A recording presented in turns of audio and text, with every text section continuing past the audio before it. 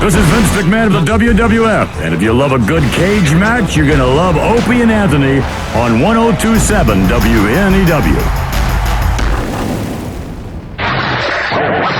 Conquerors, you bastards!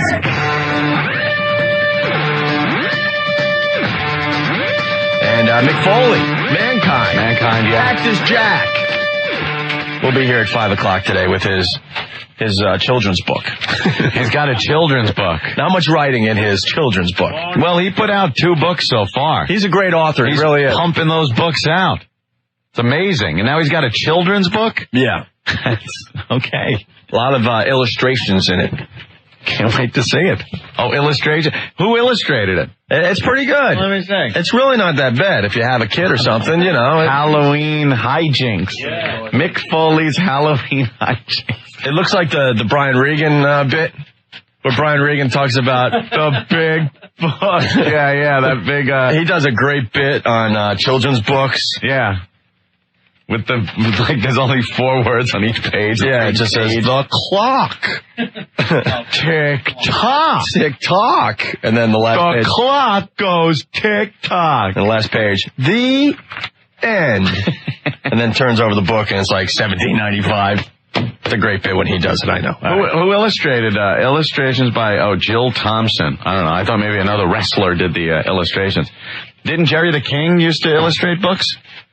Right? Yeah, I think he did collaborate I with, think he told us that once, Mankind sure. Before his girl ditched him and he got fired. Look, there's a cutout stand-up of Vince McMahon. Vince McMahon. Who wants to be a billionaire for Halloween? Vince McMahon costumes, billions of dollars not included.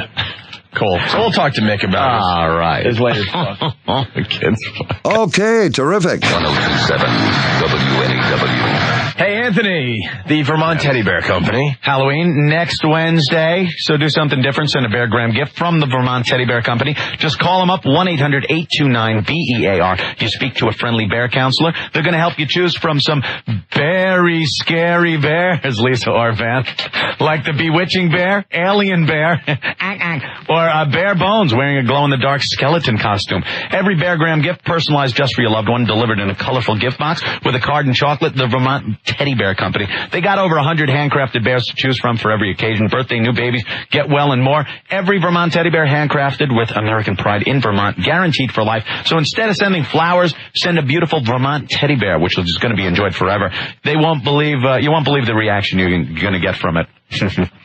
Overnight, Saturday delivery guaranteed. Call them, 1-800-829-BEAR, or shop online, VermontTeddyBear.com. Send a Bear Graham gift, the creative alternative to flowers.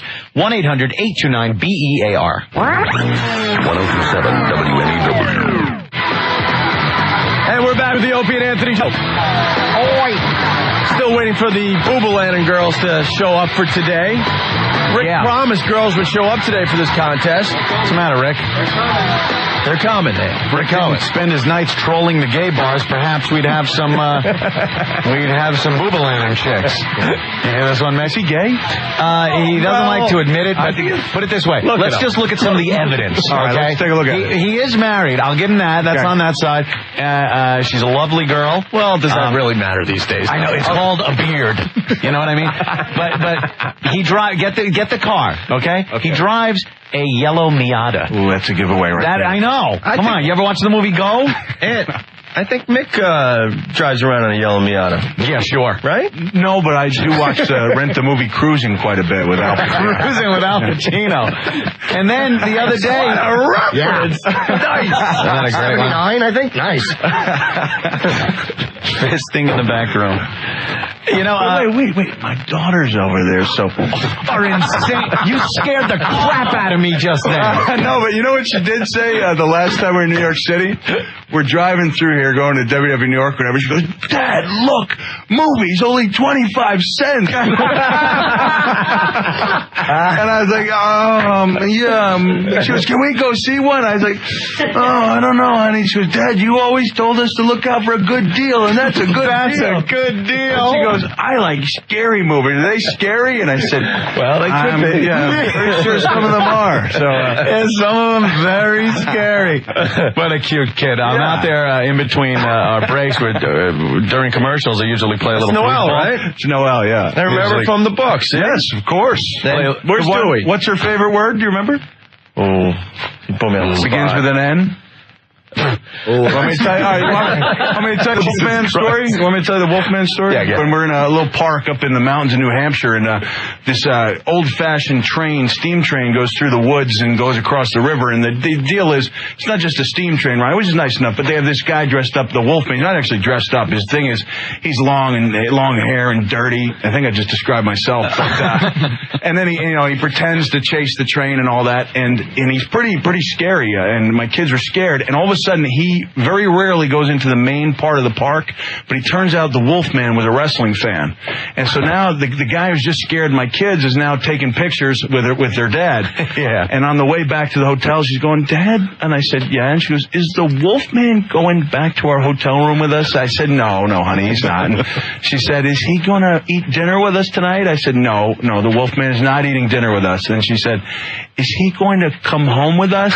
I said, no, he's not. And she goes, yeah, because him couldn't get on the plane with him nipples showing. Oh, my God. And then the word nipple became her favorite word for, about 15. It's been mine for a long time as well. Yeah. And she actually speaks better English than Opie. I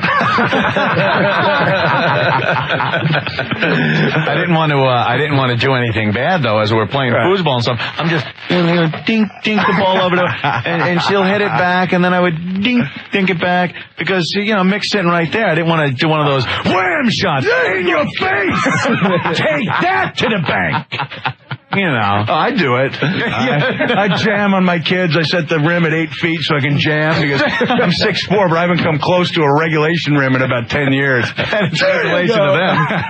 Makes you look good in front of your kids. Look, Daddy's Michael Jordan. So are we going to blow off the Rick is gay thing, I guess? No. And then just the other... No, let me hear some more. Just the other day... and he seemed to enjoy me talking about that man's nipples as well. Yeah.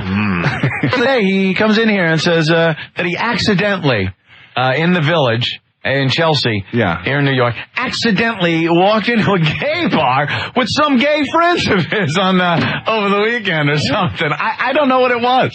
I had one friend visiting from out of town, and he wanted to go, so I said I'd go for a few minutes. I was with my wife and another very pretty woman. No, he said wife. Yeah. It wasn't just I went with my wife. I went with my wife. Yeah, and then we stayed for 5 minutes and went over to Privilege for 2 hours. He just kisses really good for a straight guy. So the joke was on the gay guys that you were with that night, because you're not gay. Right. So the joke was on them. Exactly. Let's not forget the gay... Let's not forget the gay crabs. Gay crabs. I love the gay crabs. Rick got crabs from a gay guy. And he insists there's no homosexuality. But he didn't get it from the gay guy like you would get it from the gay guy. Right. It was like by... The gay guy was a friend of this girl I was dating at the time. The girl again. Your bed was the carrier, right? No, her bed. Her bed was the carrier. For some reason, she let this gay guy sleep in her bed. Took a nap in the middle of the afternoon. He flew in, blah, blah, blah. And then Rick slept in the bed and got the guy's crabs that jumped off of him into the bed. So I'm thinking either two things. The guy's gay, so you get gay crabs. Or the guy's not gay, but how else is your girlfriend going to explain that some guy was sleeping in her bed? You know what I mean? It was like a Jack Tripper thing, Has to say he's gay. This makes less sense than an Al Snow storyline. That's exactly right. Yeah, there you go. Anytime we can blast Al, it's a good thing. We had Al in here recently. Al's great. We love Al. Yeah. He's a fun guy. One more thing about Rick. What? We forgot about the chocolate. Do they jump out when we say it? You can't say that. His daughter's sitting outside. Well, Noel, cover up your ears out there. This sounds like a good Let's just say it was a chocolate Alice. It was part of the male anatomy, molded in chocolate. Looked quite real. It was big, it was veiny, it was chocolate. A nice chocolate vein? Right, big chocolate pumping veins. Now, this fine company sent that over along with chocolate breasts, female stuff, a female anatomy molded in chocolate that we were all snacking on here during the day. The male one. He comes walking in with it in his fist, chomping away at a big chocolate member. Dude, it was like 6 inches long, but they had chopped it into a bunch of pieces. So I just grabbed the piece and was eating it. You know something? First piece. You rationalize it the way you want. You walked in holding a big schlong of chocolate. It was just a chunk. It was like... Yeah, but whatever you want to call it, you picked the wrong chunk, though, because it looked like a mushroom. And it was veiny. It had the veins in it. And he said, I find the chocolate works better. I just flick my tongue at it. Yeah. We were all fascinated watching his eating chocolate technique. So Rick very secure with his, his sexuality. I know Rick is. So what if he's gay? I don't care. And I'll tell you. Dude, I'm not gay. Shut up. Dude, I remember one time we were hanging out, and I said, "Hey, Rick, can I suck it?" And he said, "Yeah." Oh, there you go. Right, but the joke's on Norton because I'm not gay. Right.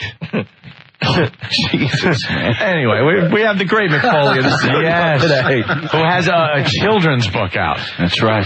I was looking at this, and it's wafer thin. Why the children? Wait. Why the children's book? Why? I like writing children's books. I did a Christmas book last year. Right? Yeah. Did very well.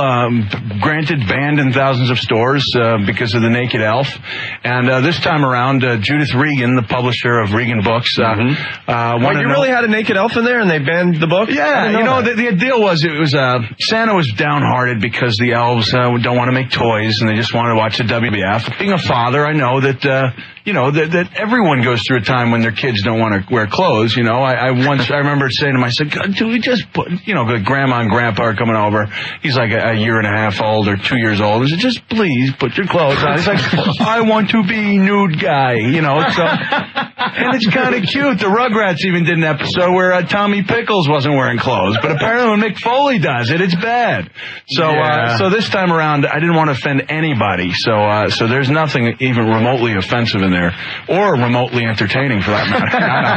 No, it's everyone really seems to like it. As far as a matter of fact, Edge told me, he said Edge, the wrestler who's been on this show, right? We did have the Edge on once, and I think by radio or by phone. By phone, yeah. I guess everyone's on by radio, but and he said, I just read my favorite Mick Foley book, and I'm like, which one? He said, the Halloween book. So I'm really happy with it. I got a tremendous artist who does a nice job. The illustrations are amazing. Yeah, illustrations are great. And the nice thing, we did a bunch of book signings together, and she told me that most authors and artists don't even know each other. They just get picked, and never meet. And in our case, it's a nice working relationship. Like if you look here, while I'm talking, maybe you can scan to the page where you see the WWF rack and all the clothes are gone, and the line goes something like this: the children headed to the store down the aisle.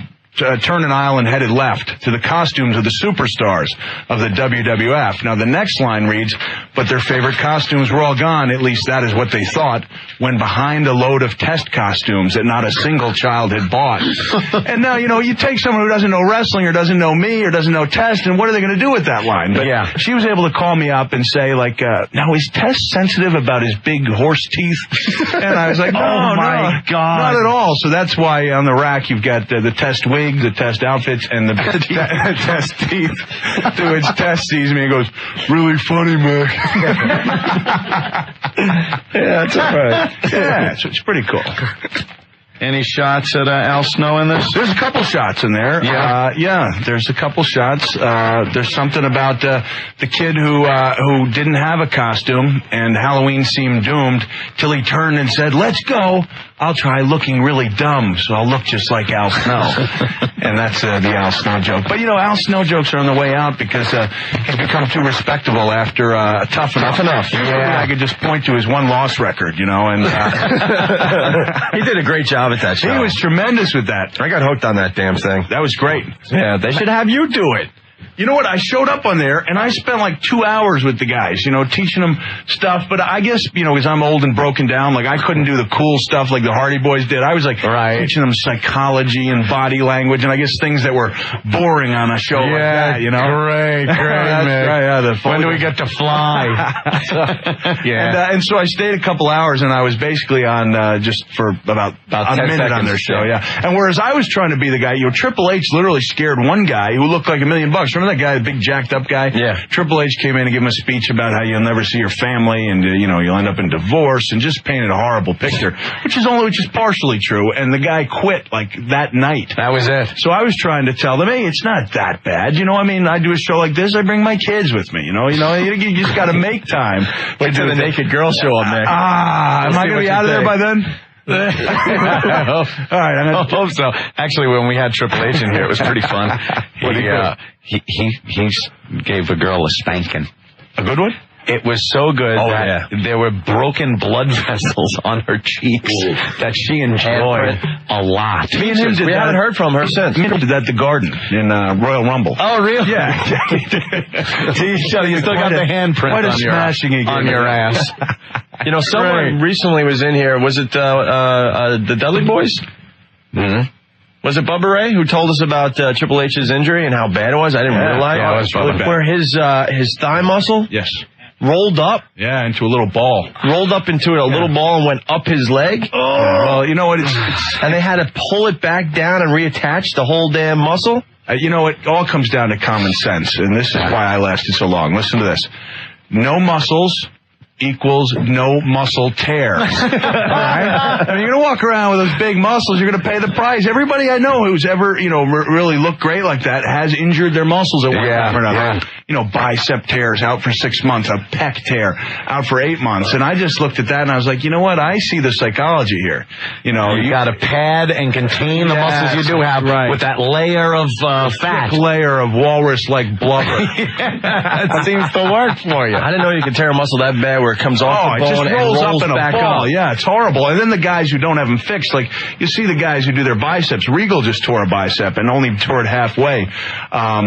And he's not going to have it fixed, but it will just roll up in little balls so you don't have a bicep. I tore, the most painful injury I ever had in my life was a torn abdominal muscle. I didn't even know I had one. And I showed up, I was in so much pain that I thought this when I was in WCW, that I thought I broke my pelvis.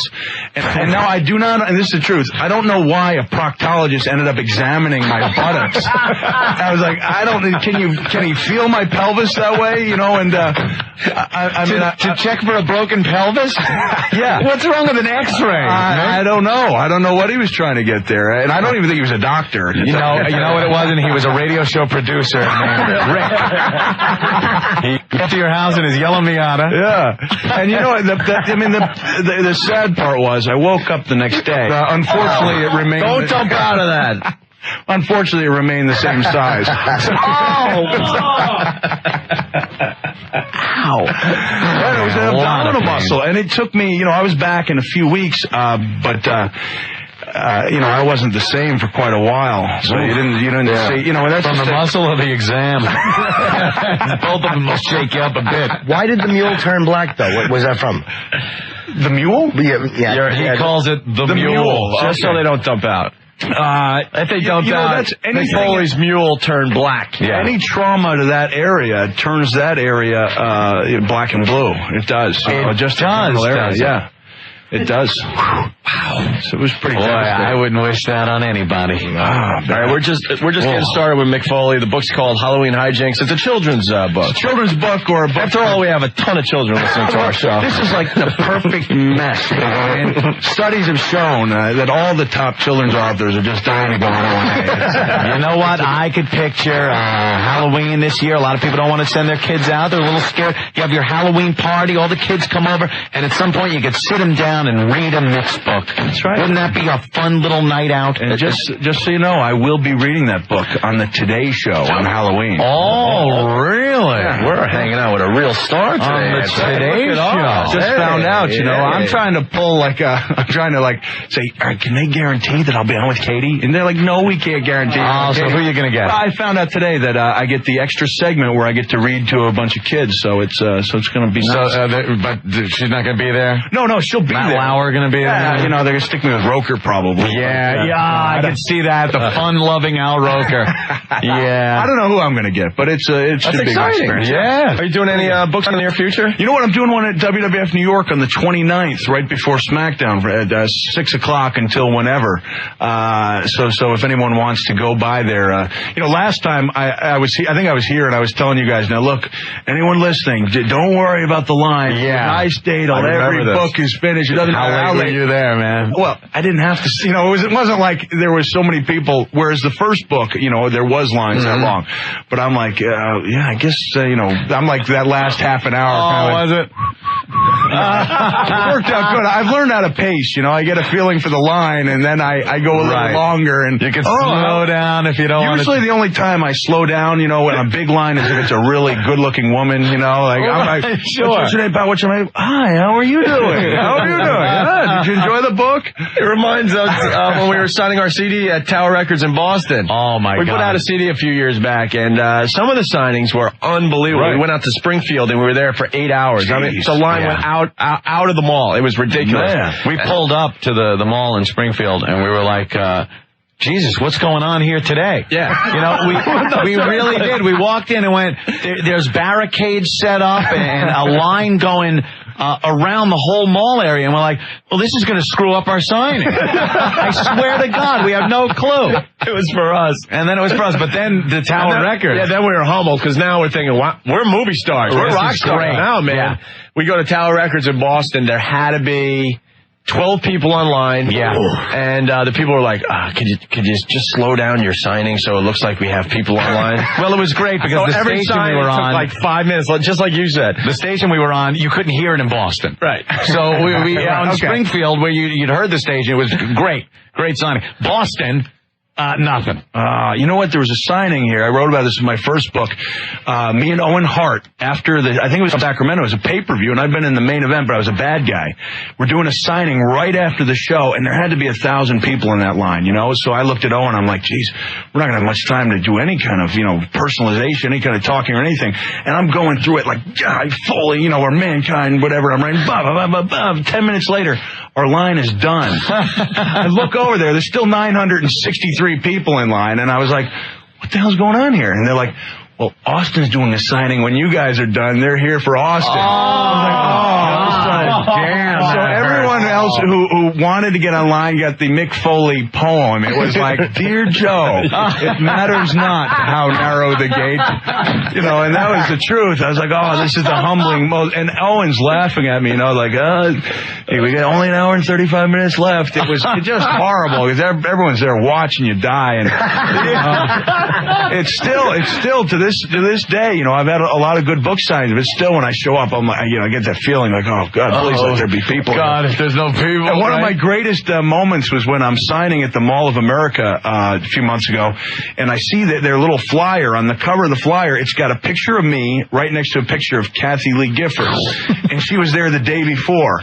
And then I said, geez, how did Kathy do? And they said, well, you've got 3 times more people than Kathy. I was like, yeah, baby. Cool. So how come my house is 3 times smaller than hers? All right, we got to take a break. Yeah. A lot of people want to talk to Mick Foley. Oh, hell yeah. If you're on hold, stay there. We'll get to your phone calls next. 1027 WNEW.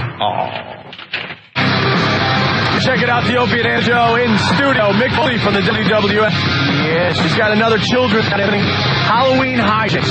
There you go. Very reviews. He's going to be reading a little bit of it on the Today Show in the near future. For Halloween. Now I feel bad that I shook your hand, Mick. Yeah, see?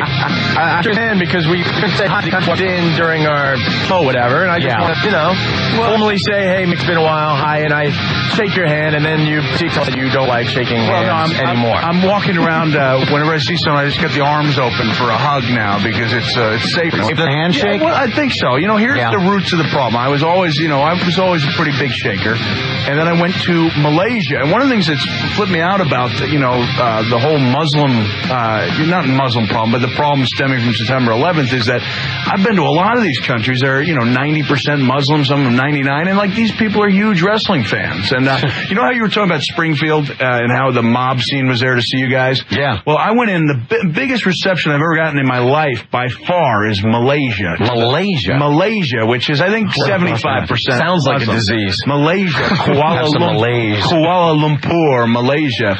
And what the hell were you doing in Malaysia? Wrestling, by the way. I was not wrestling. I was there like a goodwill ambassador for the WWF. And the show is hugely popular. As a matter of fact, when I was next door in Indonesia, they actually have more people watching the WWF in Indonesia than they do in the USA, which is a little bit strange. I mean, all the people over there, I don't think they've got the 100 channels like we do. Right. If WWF is on, chances are they're watching it. It's you and Gilligan's Island that they got the choice from, so slow down. And I remember them asking me if I would speak to Muslim leaders who thought our show was too violent. I remember talking to these guys, and it was all fine. When I left this one appearance, I remember them saying, how did you like it? Did you like it? And I said, look, everybody wants to be loved. I don't want to be loved quite that much. It was the type of thing. It was like a 5-story mall, and everywhere I looked up, it was a big circle, and it was like cool. There were people like ascending up into the atmosphere, and there were so many people that I was given the right hand shake most of the time. The right hand, here comes the left hand, the right. And like 3 times I heard someone say, "No, left," like to children, Oh, really? So the guys who are there with me on the tour, the whatever they call them that help you out, they're from Malaysia. They took that opportunity on the last day of the tour to say, do you know why they don't shake with the left? And I said, no. And they said, because that's the hand they wipe with. And I said, well, what do you mean they wipe with it? And they was like, without the benefit of toilet paper. And that's why. And they hold the hand behind their back when they meet you, and they shake with the right hand. And apparently, now I'm not a real student of Islam, but apparently when somebody is caught robbing, how they always talk about they chop off the hand. They chop off the right hand because that's like double the penalty because now they have to eat and do everything with that crappy hand. Yeah. So that's when I came back, and I'm like, now I've got the EBGBs. Everyone, it seems like anytime I come out of a bathroom, I see some guy with his hands, his eyes wide open and a hand like way up in the air, like the cross hallway. Yep. And they go, I gotta shake your hand. So for those of you who've been wondering why Mick Foley's been faking a hand injury for the last 2 years, it's essentially it's just a little bit scary, And I remember sometimes, believe it or not, for people who watch the show, this might seem a little weird, but I'll ask my mother if material I want to talk about is appropriate. And I said, Mom, do you think I can discuss the whole idea that, about 70% of people don't even wash their hands after using the bathroom? And she's like, no, you can't do that on this show. It's your duty as a celebrity to shake as many hands as possible. And so what I've done now, you can't do it in real life. So what you do is I'm writing a novel, believe it or not, on the heels of this.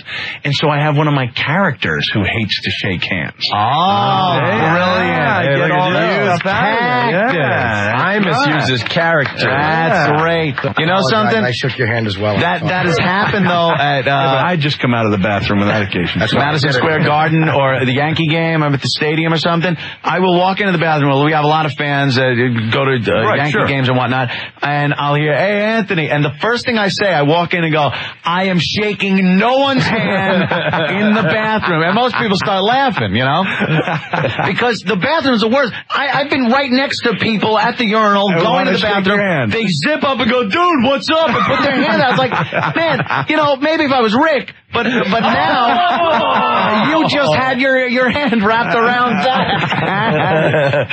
So I feel the same way about that whole thing. I kind of like the washing the hands thing. So if you guys had how many people in that line in Springfield? I don't know. It was 8 hours. Yeah, thousands. At least as fast as we could sign. So chances are that by the time those 8 hours were off, you had picked about 100 people's noses. Yeah. Right? Scratched about 100 people's butts and maybe done a little something else. A little Yankee cranky. All by proxy. And that's some of our listeners think it's fun to give us the stink palm. Oh, yeah. Some people saying that. They think it's a hoot. Yeah.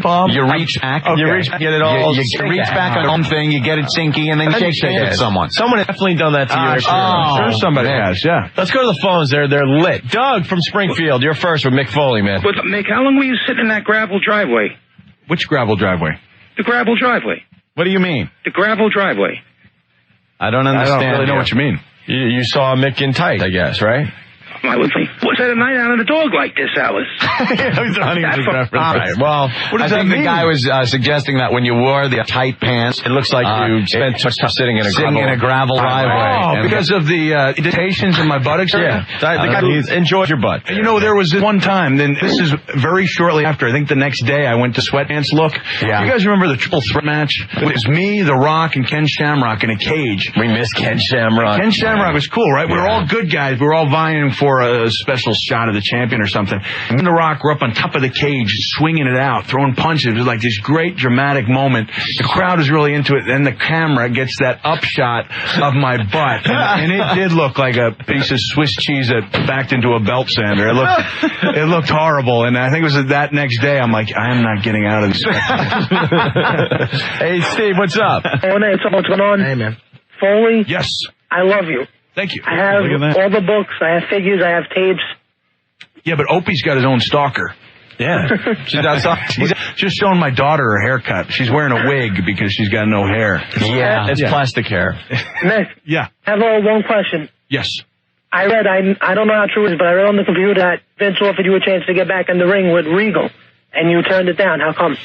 Oh, you know what? That was a chance. This is where Mick gets in trouble with the WWF office. When my book came out, there were some things in there that were true, first and foremost, but the only reason I decided to include them is because it would have made such easy angles on television, like where I said that Vince was it was ironic that the guy who made sports entertainment so acceptable for the masses was the only guy in the WWF who felt compelled to become a wrestling character anytime a mainstream camera light was on. And this is even before he was on Custis. And I think I said, what is it? Vince have something in his brain that says, okay, red light's on, time to act like an idiot. And I said, that the reason, now business is sliding a little bit, but at the time, with the company making hundreds of millions of dollars, the stock was doing nothing. Yeah. And I thought it was because to the general public, Vince McMahon looks like a lunatic and people don't trust him with $1 billion. Wow. So there was that kind of thing that he could have very easily turned into something, in the ring with me and him, and then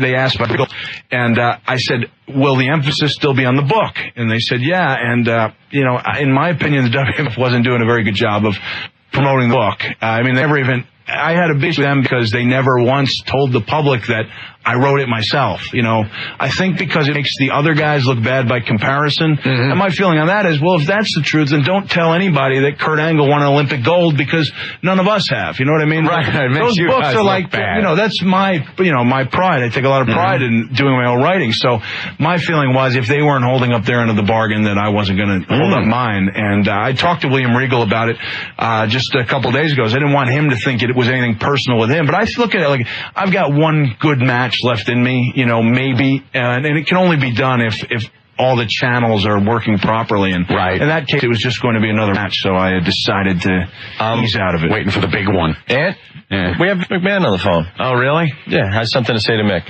You're fired!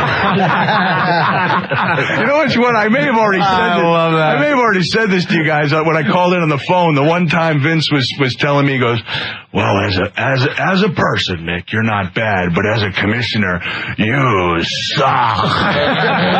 And he choked on that. He's like, Vince turned Yiddish all of a sudden. In your legs and knees like a dog. That's it.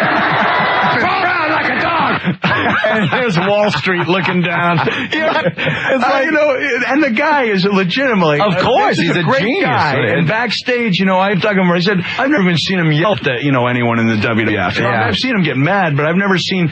I would say if you lined up all the billionaires in the world, that Vince is probably at the front of the line of the coolest. Yeah. But he looks like a maniac. He does. He gets on the show. After watching Costas, would you be like, oh, we love the Costas. Costas. $10,000. I think I'll invest it in that company. When he leans over and Costas just loses his faculties and everything he looks so scared. He called him pal. Pal. Okay, pal. Anytime you call someone pal. And then he's playing those clips. Take your bra off and take it off now. Take your bra off and take it off now. Well, these are characters. Do you think it's good for children? Shut up. Chris, you got a question for Mick Foley? Actually, I got two for Mr. Foley. Okay. All right. It might have been partly answered. I've got 3 boys who love you, Mick. Thank you. From ages 12 down to 5. And we watch the WWF. They wanted to know if you're going to get back in the ring. Yeah, I don't think... Okay. They're mad about you. They see you, even if they're in bed. They get up, they start yelling, hey, Mick something. Well, that story I was talking about on top of the cage? That was about 30 pounds ago. So, 30 pounds lighter at the time. So things looked that bad then. I don't really need to get out there. I don't want to be like one of these people who's going over the lighting with the WWF guys. Okay, don't shoot me. Oh, no. Have there been? I got another question. Have there been guys that have done that? No. Girls, right? Girls, right. Go ahead, Chris. One more question. I was wondering, are you guys got, any tickets to the WWF for a working father with 4 kids? I don't know what we got. We usually have them. What? We'll take Yeah, you know what? Hold on. That's your lucky day. We'll take care of you. Hold on. Thanks. All right, we'll send you some in the mail, okay? Thank you. All right. All right, thank you. Let's go to Dan. Hey, Dan, what's up? Yo, Foley. Yes. What's going on, man? How are you doing? Big fan. I got a question, dude. Hey, can I ask you guys... Stone Cold is the worst friggin' bad guy you've ever seen in your life on the WWF? Yeah, Stone Cold needs to be a good guy. And Vince McMahon needs to be a bad guy. You know what? Here's my take on it. The Stone Cold who's in Kumbaya. It's funny, but that's really what you want your top bad guy doing. Then Tell me you didn't laugh really hard with Kurt Angle with the tiny little cowboy hat, though. Okay. That stuff was Dude, great. what's that thing with what? When he says what after everything that comes out of his mouth. Someone needs to say it. I think Deborah's messing up his whole character, man. I don't get it with Deborah. I'm the one who. You know what? But my point is, when he turned, remember he became the Stone Cold of old at the Invasion, and then he turned on WWF, became WCW. I think at that point he really should have been the Stone Cold of old. And who cares if they cheer him? He should have been kicking butt, which he does some of the time, and he's still the comedy. And I take that as a compliment because there's little shades of the old mankind character. I don't know. I just should have played it serious. He's great. He's one of the most resilient bad guys out there. But the thing with the cookies, probably not the best idea. No, the cookies. Your top bad guy probably shouldn't be eating cookies. It is funny. All right, Dan. Yo, I got a jet. Yo, Foley, you rule, man. Stay out of the ring. Do what you paid your dues, dog. Oh, thank you. And O&A, you guys kick ass. What I wanted to ask is, how I used to walk around, how are you doing? Do you think with all the tensions and the Muslim West that Budweiser pulled that commercial because it appeared to be a Middle Eastern guy with the big white teeth going, how are you doing? How are you doing? That was my guess. Like, maybe they thought that we were right on that one. Could be. I like that guy, though. If he's out there, we miss you, man. Jeff, what's up? Hey, what's going on? Hey. You were in Kansas City for SmackDown last week or something. How does that feel with the whole Owen Hart thing going back there? Oh, it's kind of weird. I was calling my wife from the exact same place where I called her to tell her that Owen had died. You try to block that in your mind, but literally you're walking, everywhere you're walking, you're saying, this is where I was, when that happened. And it was kind of depressing. Nothing against people in Kansas City, but, it's not my favorite place to revisit, definitely. Yeah, I guess not. Yeah. It's a constant reminder, looking at every little thing. Yeah. Right. Yeah. No, but Norm, you rule. I have to pause there in my. That's right. Michael, what's up? Hey, how you doing, guys? Mick, I asked about the promo you did with William. That's scripted because just as the cameras cut off right after you're playing with yourself, he started cracking up as the cameras faded. That was hysterical, man. No, that's something we came up with. You know what? There was actually something. It's not going to sound that funny, but we kept on laughing because Regal is, he's kind of like the guy in The Patriot, that colonel or whatever. He just is, cold-blooded guy. And then when he said, because after Survivor Series, there won't be a WWF. And I went, will too. And he went, and every time we tried to tape, I kept on thinking of him, I was looking at him, thinking of him going, so I mean, it's good. I was laughing so hard that my back hurt. But that was kind of funny when we did the playing with yourself line, and you could see him laugh off camera. I think personally, I think the fans like to see that type of thing. Oh, hell yeah. They like the guys are enjoying themselves. So, in between in one of the breaks, Opie was talking to me about the show, and I think, that at this point, people need a lighter, friendlier WWF. That's just my opinion, and maybe that's why I'm back there, to write children's books. Hey, Peter, next with Mick Foley. Great. How you guys doing? Pretty good. You're on the... All right, O&A, you guys rule. Mick, I actually just got done reading Have a Nice Day. And I wanted to let you know it was one of the best pieces of writing that I've read in a while. The writing is really good. The story is emotional and it's true. Yeah. And that's what's awesome about you. I really appreciate that. Thank you. I wanted to thank you as a sports entertainment performer just for everything you've given the sport. Wow, that's really nice of you. Thank you. Right on, bro. All right, thanks. Thanks, guys. Okay.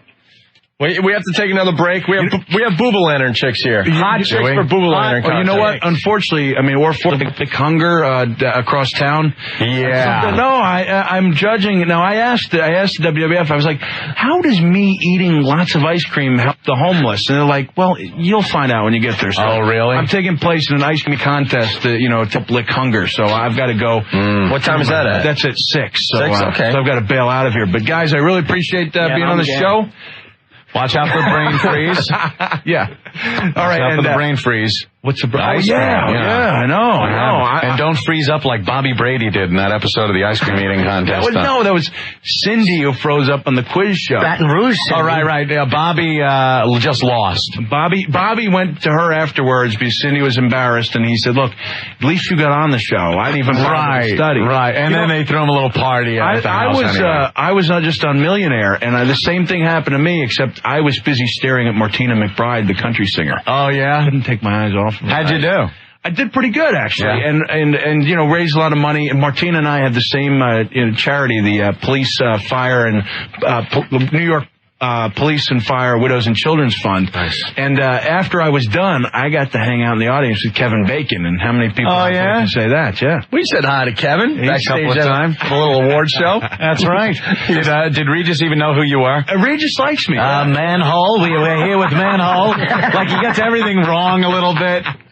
He's from the Planetary Wrestling Foundation. Like, why Regis? Well, and no one corrects him. You just know. What's funny is I got off. That's great. When I got home, I'm telling my wife about the Millionaire. How cool it was to be up there. And Martina McBride. And I was like, yeah. And then I got to sit with Kevin Bacon, and she's like, didn't you say you had the biggest penis in Hollywood? I was like, I forgot all about that. Like, oh, damn, I'd asked him. That's great. That's meeting him and James Woods of the current guys.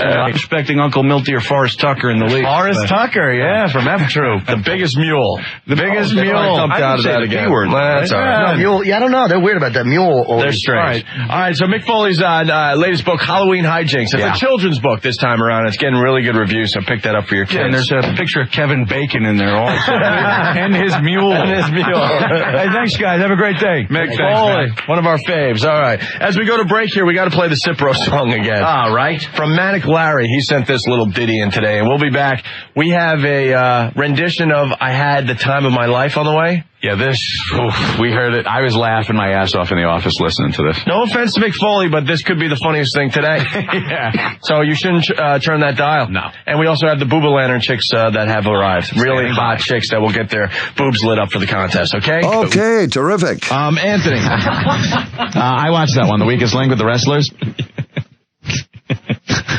That Booker T. want to lose any listeners. Don't want her to think it was on purpose. Right. That Booker T guy? Something wrong with your phone. Try calling us back. Yes, Andy. He, perhaps the most ignorant guy I've ever seen on television. Like a stone. They asked him, what was the holiday question? Do you have that one? Well, do you have any sound clips of that? Yeah. Right. Well, why don't we start with the Big Show? The Big Slow. The Big Slow was asked this on the Weakest Link. Big Show. The theme song of what TV show included the line, "A horse is a horse, of course, of course"? Captain Kangaroo. Mr. Ed? Captain Kangaroo. Captain Kangaroo. Captain Kangaroo. You big stupid man. Mr. Ed, come on. Captain Kangaroo. You know, I just realized a lot of those guys listen to this show. I know. Now, they're just going to beat us up. They always do, though, man. Captain Kangaroo. Captain Kangaroo. Captain Kangaroo.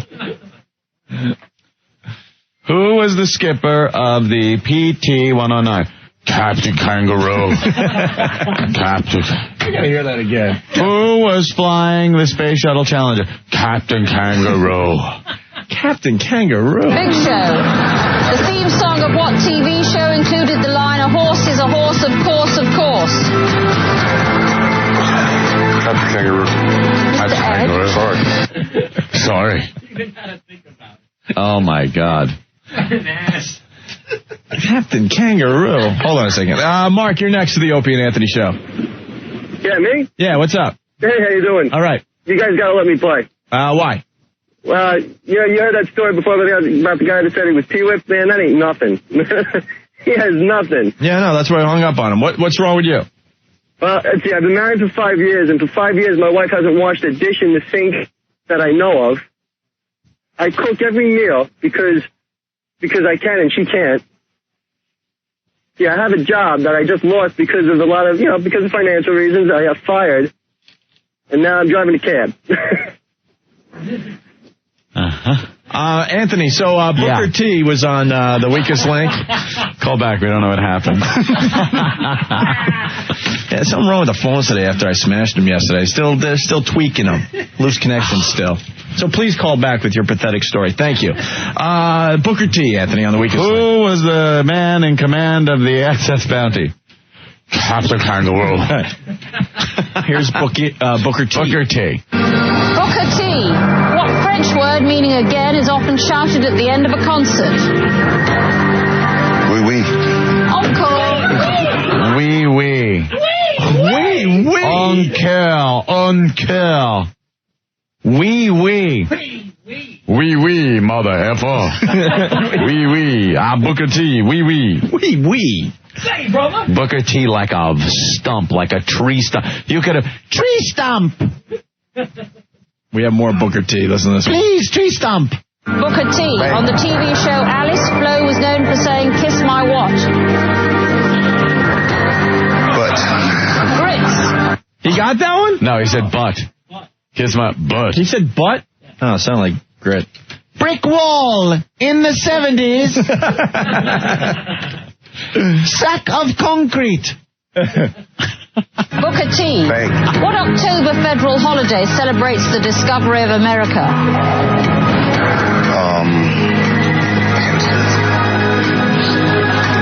Repeat that. What October federal holiday? Thanksgiving. No, Columbus Day. Thanksgiving. Thanksgiving in October. Thanksgiving. That is hysterical. That is hysterical. Lawn furniture. What October holiday? Cinder block. Questions to you, Mr. Cinder block. Booker T. Man. Jesus. Yeah. And the T is for brains. Okay, terrific. Mike, what's going on? Hey, boys. Hey. Want to ask you guys if you've seen Raw last night. Okay, let's get this out of the way, okay? Because we've been down on the WWF lately. You know, it comes and goes with Ant and I. We're big supporters of the company and all that. But quite frankly, we thought the show's been lacking lately, okay? Man, last night was the best Raw I've seen in well over a year. Yeah. Well over a year. They brought back Jerry the King Lawler, Anthony. The King. Thank God, that poor son of a bitch, because he'd have been calling up talking about how he was going to kill himself. We're trying to get him on the show today, but now that he's back in the good graces of Vince and the gang at the WWF, he doesn't need us anymore to whine and complain and talk about how his life sucks. When he wanted to call up and plug some wrestling gig he had upstate at a mall or something. At some mall in front of 20 people, he was on the phone. But now he's back with the WWF. He was back with Jim Ross, and it just felt good. The chemistry those two have, it was great.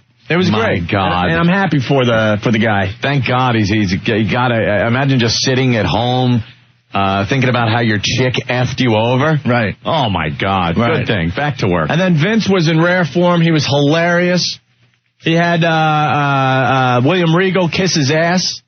Yeah, to get his job back. But Regal actually did it. I mean, where Vince pulled down his pants, his underpants, and Regal kissed his white ass. Kissed Vince's It was hilarious. Ass. Vince had so many hilarious lines last night. He was on fire.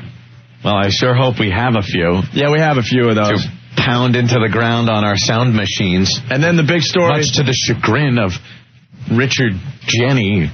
Oh, he doesn't understand why we play sound effects on a radio show. Right. I'm over that, though. I'm moving on, Ed. All right. Moving on. And, of course, the big news last night, Mike, they brought back Ric Flair. Yep, the Nature Boy. Well, not bring him back. He's, but yeah, and that's going to make for some interesting watching, that's for sure. That should be good the first time he and Stone Cold get in a ring together. Yeah? With the woos and the whats. So... It really was great last night. And Triple H should be back any day now. Yeah, I effed up that one. I thought he was coming back for the pay-per-view. That's what I thought. I think everybody thought that. Yeah. All right, Mike, thank you. Peace, boys. All right, bye. Later. Let's go to Joe. Hey, Joe, what's up? Gentlemen, I don't care if the show is scripted. There's a real guy who works as William Regal. And a few days ago, the owner of the company that works for him approaches him and says, "Hey, I got an idea." Yeah. Kiss my ass. You're he goes, kiss okay, my I'll do ass. it on your pants. No. I'm going to take my pants down. Yeah. I'll do it on your drawers. Yeah. No, I'm going to take my drawers down. Yeah. He's got to be just being made fun of around the office. Eventually, he will be fired from the WWF, and then they'll be able to rub it in his face. It's like you guys want to do a bit. Well, hey, Stalker Patty. Right. Wonder if maybe we could, recreate the moment? No, I ain't kissing. I ain't kissing anything on Stalker Patty. No. She can pucker up. Nah, that's okay. But you're right. It's absolutely unbelievable what Vince McMahon can make these guys do. William Regal had to agree to that. It made for some hilarious TV last night. Oh, what a moment. And you know what? How funny was Vince last night? How funny was he? There's nothing better than seeing Vince McMahon say those two words, getting down into his gut, and with all the bile he can muster going, "Yeah, fired." Oh, we got a new one. We've been playing his old one, but we're going to update our sounds because the one from last night was great. Rick's getting it right this second. Hold on a sec. Okay. I want to hear the new Vince. Here it You're is. fired. I'd say. Okay, go ahead. You're fired! You're fired! It doesn't get any better than that. You're fired! Yeah. How many people did he fire like that? He was pretty much, he was firing people left and right. But that was the only one last night, but that's worth the whole 2 hours. He told Shane and Stephanie to take a walk. It was great. And they waited till 11 o'clock to bring out the man, Ric Flair. How cool was that ending? That was really cool. And it's just going to get really good with that storyline, He is great. Because I guess Vince and Ric Flair are now business partners. Yeah. Flair's awesome. I mean, Piper used to be great in the 80s, and then he lost it, but Flair never lost it. Well, he's got a good personality. Oh, he's great. Hey, gentlemen, you have a great day. He talks a little weird, but he's got a good personality. Yeah, it's like Giuliani. Yeah, he's got something going on. I'm like, man, you're gluing those teeth a little better before you come out. Gentlemen, have a great day. All right, Joe. Later. Thank you. Gluing those teeth. He's got a horse mouth on him. I don't know what it is, but Bobby. Yo. What's up, Bobby? Yo, man. I was watching Raw last night, and Jerry Lawler's already after that Stacy Keibler chick, the one that's with the Dudley boys. Oh, really? Yeah, dude, he was all gawking at her all night long, saying, I'm going to have to meet her. Where'd she come from, whatnot? Maybe he ought to lay off the chicks from the WWF for a while. Right. They mess up his life bad. All of a sudden he'll be going to Vince and going, I'm going to leave if Stacy doesn't stay. Yeah. And it's like, oh, this again, you're fired. Yeah, right. It's the butts, man. You got to love it, man. I don't blame the guy. I'd be after him, you know what I'm saying? But Right.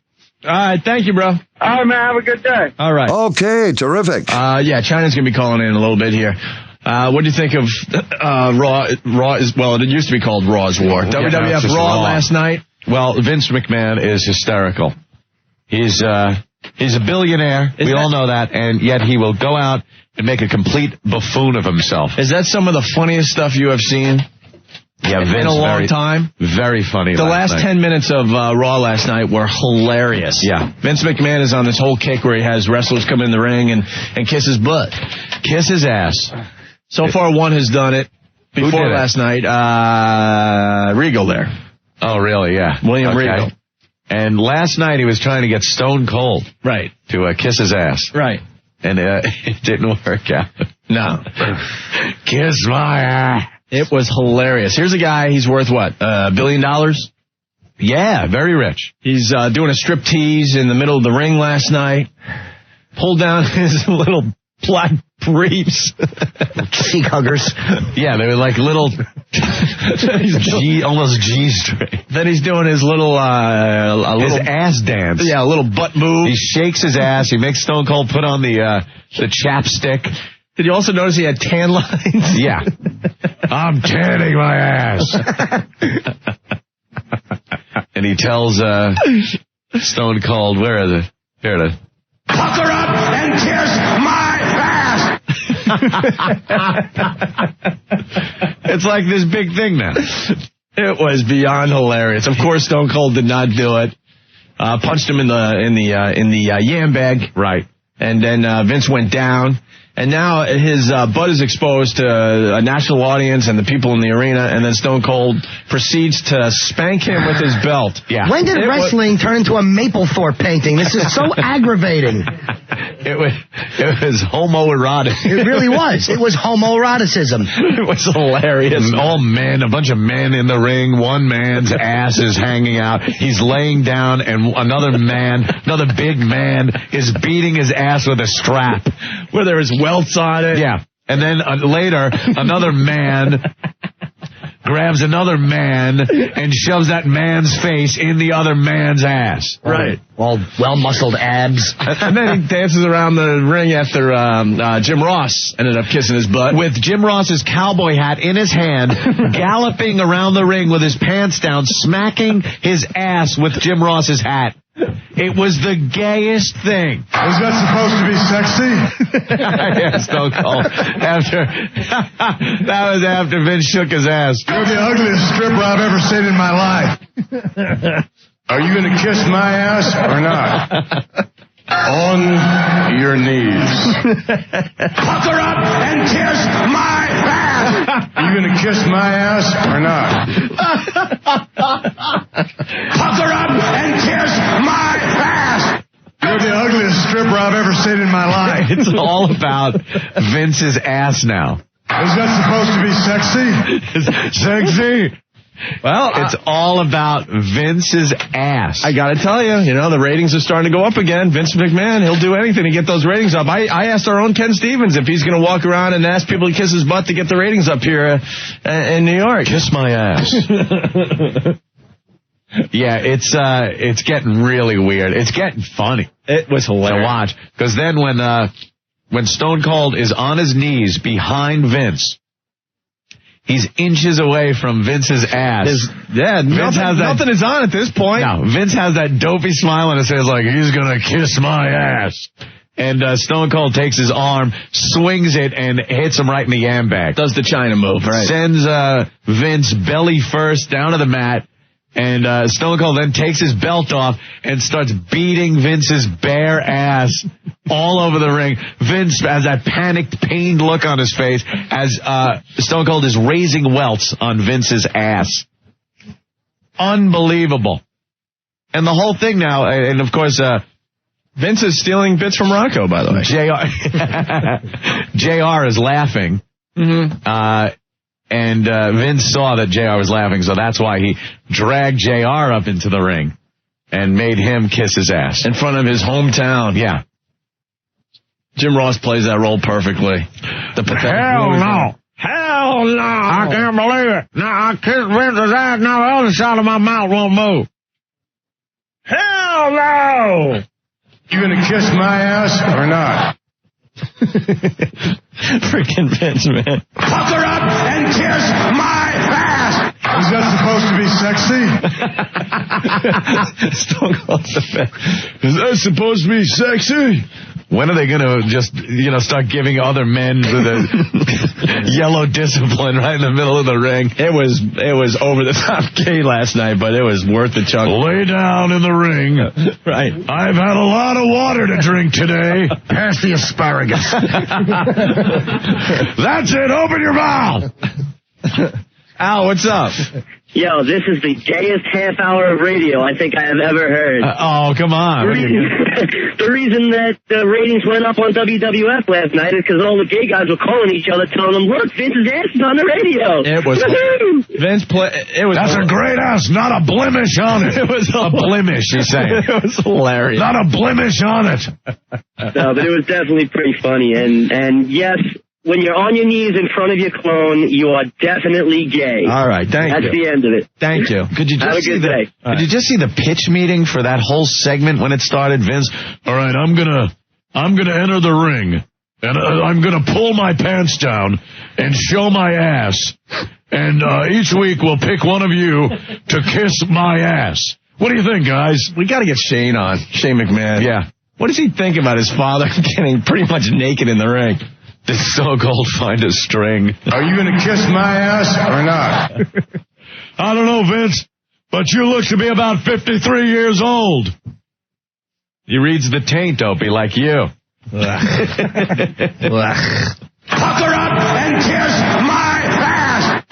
People are saying, like, how long before there's just a circle jerk? WWF circle jerk. Mikey, what's going on? Eat the cracker.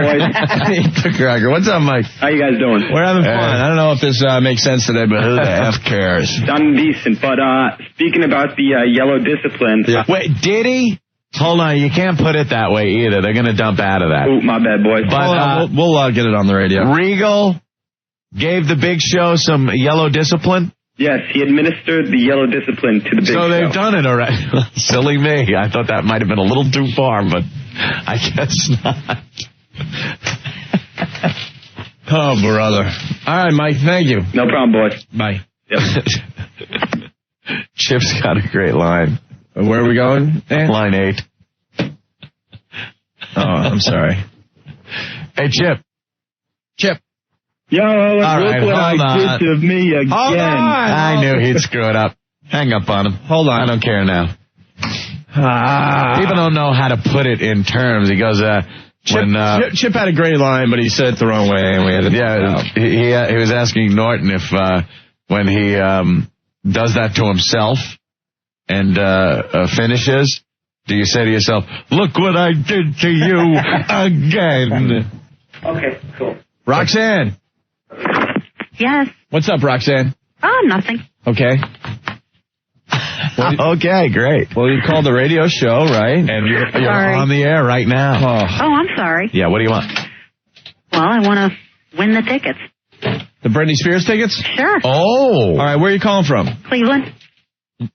You got to come down to New York. You going to fly me? No. Well, damn. Thank you, Roxanne. Thanks. What do you think you are, the CEO of Exxon? Why would they fly you in? Yeah, we're going to fly you in. Oh. So you can participate in a contest. You happen to be in New York and you're mommy and you want to win Britney Spears tickets? Great, we'd love to have you Friday. Yeah. But this contest is for tickets in New York. Yeah, so then you're going to have to come back to see Britney. So someone in Philly or New York or Boston, maybe even some people in Washington will come up. Mommy, what would you do for Britney Spears tickets? We're just looking for mommies that want to do something very outrageous that would win the tickets to you to give to your daughter or maybe your young son even to go to Britney Spears. And so far we got one lady coming down Friday. Right. And honestly, what she's going to do is pretty lame. But we got to start somewhere. We got to start somewhere. We got to set the bar. She's a 19-year-old mom with a 4-year-old kid.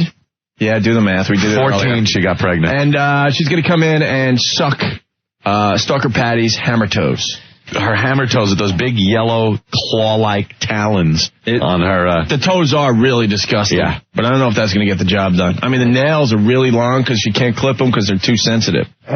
If she let Patty take that disgusting big toe and put it somewhere else, that would be cool. We got a winner?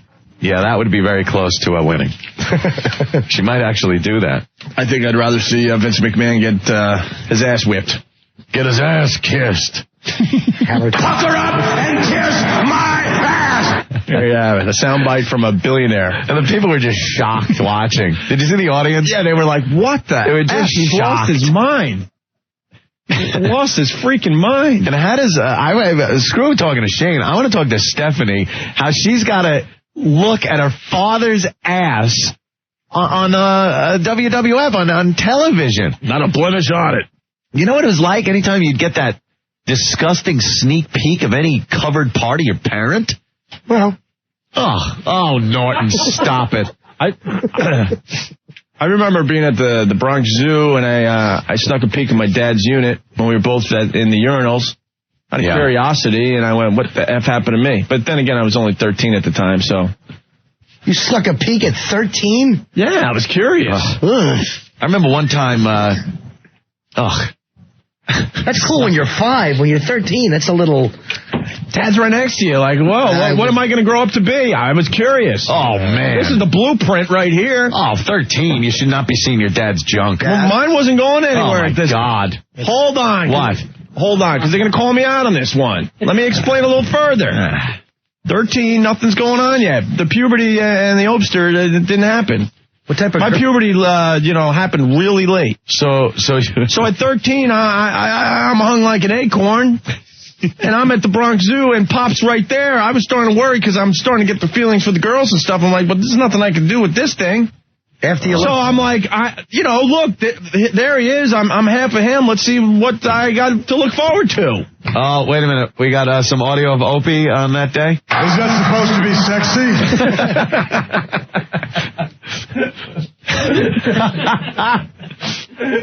One time when I was a kid. Hold on, am I out of the clear here? Yeah, you're okay. Sort of, right? That's all right. I was a little come on, Norton. Take a peek over at your pop's junk. You never did. I probably did. You guys are a bunch of pussies. You're not willing to admit crap. Yeah. Of course, you got to look. Yours hasn't developed yet. You're wondering what it's going to become. Of course. I don't young Opie in the bathroom safe. at the zoo. Hold on. Oh, it's all gooey. No, you. Oh my God. Look that. Here's a guy sneaking a peek from the stall. Virgin. Yeah, you're okay. Stop. Oh. Hey, where's my new sound? I need it for this one. That's funny. Oof.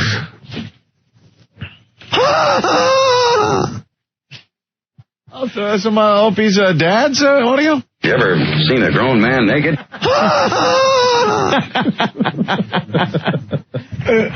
Oh, boy. Did you test it for its weight? And girth? Shut up! Tested for penises. Tested for endurance. And right as it happened. Excuse me while I whip this out. And then there's me next to him, Anthony. Never mind. Do you like having not that one. Was Opie standing in a shopping bag at the time? Buster Hyman. That's very funny. Crinkle, crinkle. That's horrible. I woke up one Thanksgiving, right? And I guess my mother wanted to get You saw your mom's boobies? No.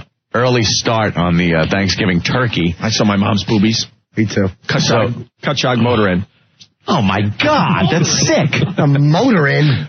motel, whatever, a little seaside thing. Oh. Would you grow up in the set of Midnight Cowboy? What is that? She was bending over to tie the shoes of my younger brother, Quinn or Brett there. They were too young to tie their own shoes. I was 12. She bent over and, boobies. Oh, man. My mom let me watch, when my sister was born, she was breastfeeding, so they thought it was good that I see that like a natural thing. No way. What? Now, see, that's twisted. Wait, she said what? That she breastfed my sister, and she said it was natural, and you could see it. It wasn't dirty or anything. So you took a look and... Yes, and then I ran out of money, and the booth door closed. No, but that is true, though. She let me watch that. The curtain went down, and I needed another token. Oh, see, man. with my mom, it just happened to be there. Wasn't supposed to happen, you know. All right, Ed, your story? Oh, yeah. So I walk into the kitchen, and my mom's putting the turkey in the oven. Oh, God. And oh, no. She went through a lot of phases in her life. She's in great shape right now. You know what I mean? She goes to the gym, very slim. I could vouch for that. But in great shape for age. At the time, I guess, she was miserable, I guess. She'd packed some pounds on. So she was wearing this, I guess, what she slept in. It's one of those very see-through things. A see-through nightie with some panties. And she's bent over the stove. I look in. All I see is my mom's wide ass. Right through all this see-through stuff. Butt crack, dimples, everything. And I was horrified. And to this day, sometimes when I see a Thanksgiving turkey, I picture my mom's big ass. It ruined Thanksgiving for me for years. Did you get a little tent in your fitty pajamas, did you? My Dr. Denton's? No, it was so non-sexual. It was so non-hot. It was just, now I gotta scrub that image from my head. Yeah, I mean, you get those sneak peeks, and it's just awful. And they creep in when you're taking care of yourself. That image will just creep in. And the whole God, I'm not in on that one. No, never. No Paul from Lawrence. It wasn't this past Thursday. Dick.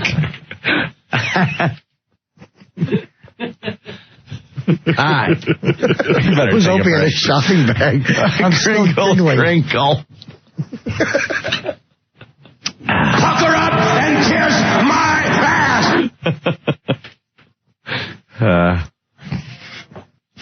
You tongue-kissed your grandma. Well, that was sort of, I guess, yeah. You ever hear that one, Norton? No.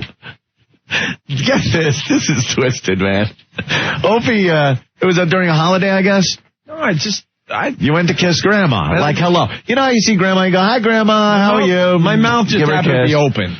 And he open mouth. He went to go for the open mouth kiss. Grandma pulled away. What'd she say? Close your mouth.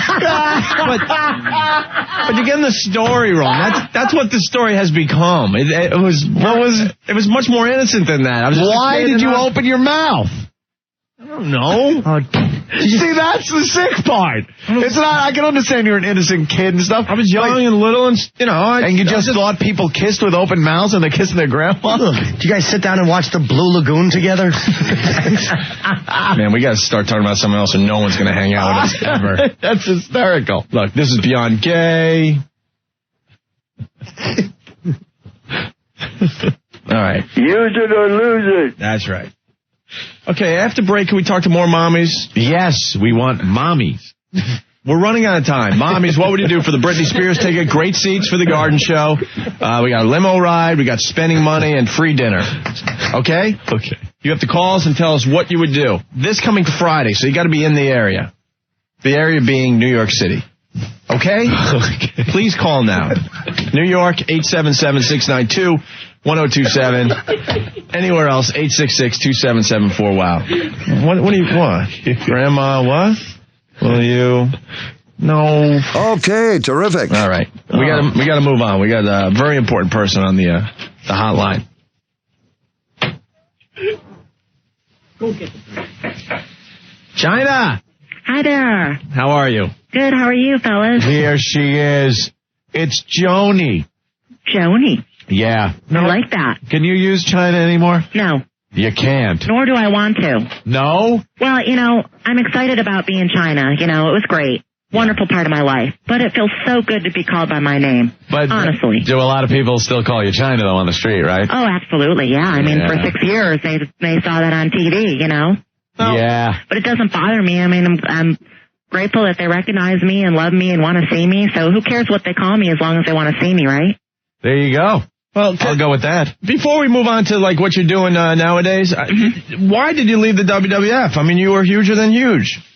I know I was, and I actually, had no intentions of leaving at first, but came upon another 5-year contract. Yeah. And I just felt like I was going backwards.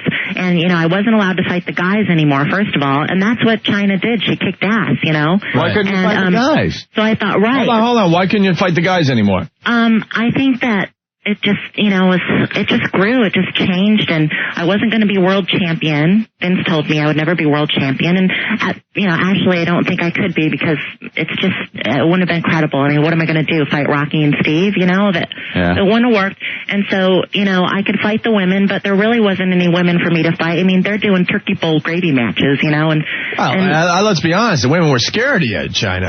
You're a little bigger so than they should be. The lipstick ladies they have in the WWF. No, but listen, I mean, that was my MO, and, it's just time to move on. And what I want to do now is just do, do that same kind of kick-ass entertainment, but do it in a different format, Yeah. Do it in movies and television. So you didn't want to kiss Vince's butt like everyone else is doing? No, I don't want to kiss Vince's butt. I'm willing to... And kiss my ass! That's right. Listen, I worked hard. Very hard for 6 years. It was great. It was wonderful. It put me on the map. It gave me an opportunity. And, I did my job, and that's all I should have to do. Now, you got to think that there have been other people that have done this, and it's kind of the odds are kind of against you a little bit of succeeding. I hope you all the best. But you look at Sable. Sable was huge. We hated her, by the way. You want to see the grind? Oh, was that awful? Remember that? Well, do her other thing. This is for all the women who want to be me and all the men who want to see me. Oh, my gosh, is that you? I thought you were her for a second. Yeah, isn't that awful? Oh, my God. But then, what's the difference? Well, I'll tell you what the difference is. It's not whether I'm going to succeed, I'm succeeding. And that's like the great part, because you're right. Nobody's done it before. Yeah. So, it's pretty exciting for me. I'm doing all these appearances. I have my Playboy on my own 2 feet. It says Joni Lawler on that front cover. And, I'm really super duper proud of that. I don't care if the thing sells 1 copy. It's me, and I'm really super proud of it. Well, Opie's been hogging the issue.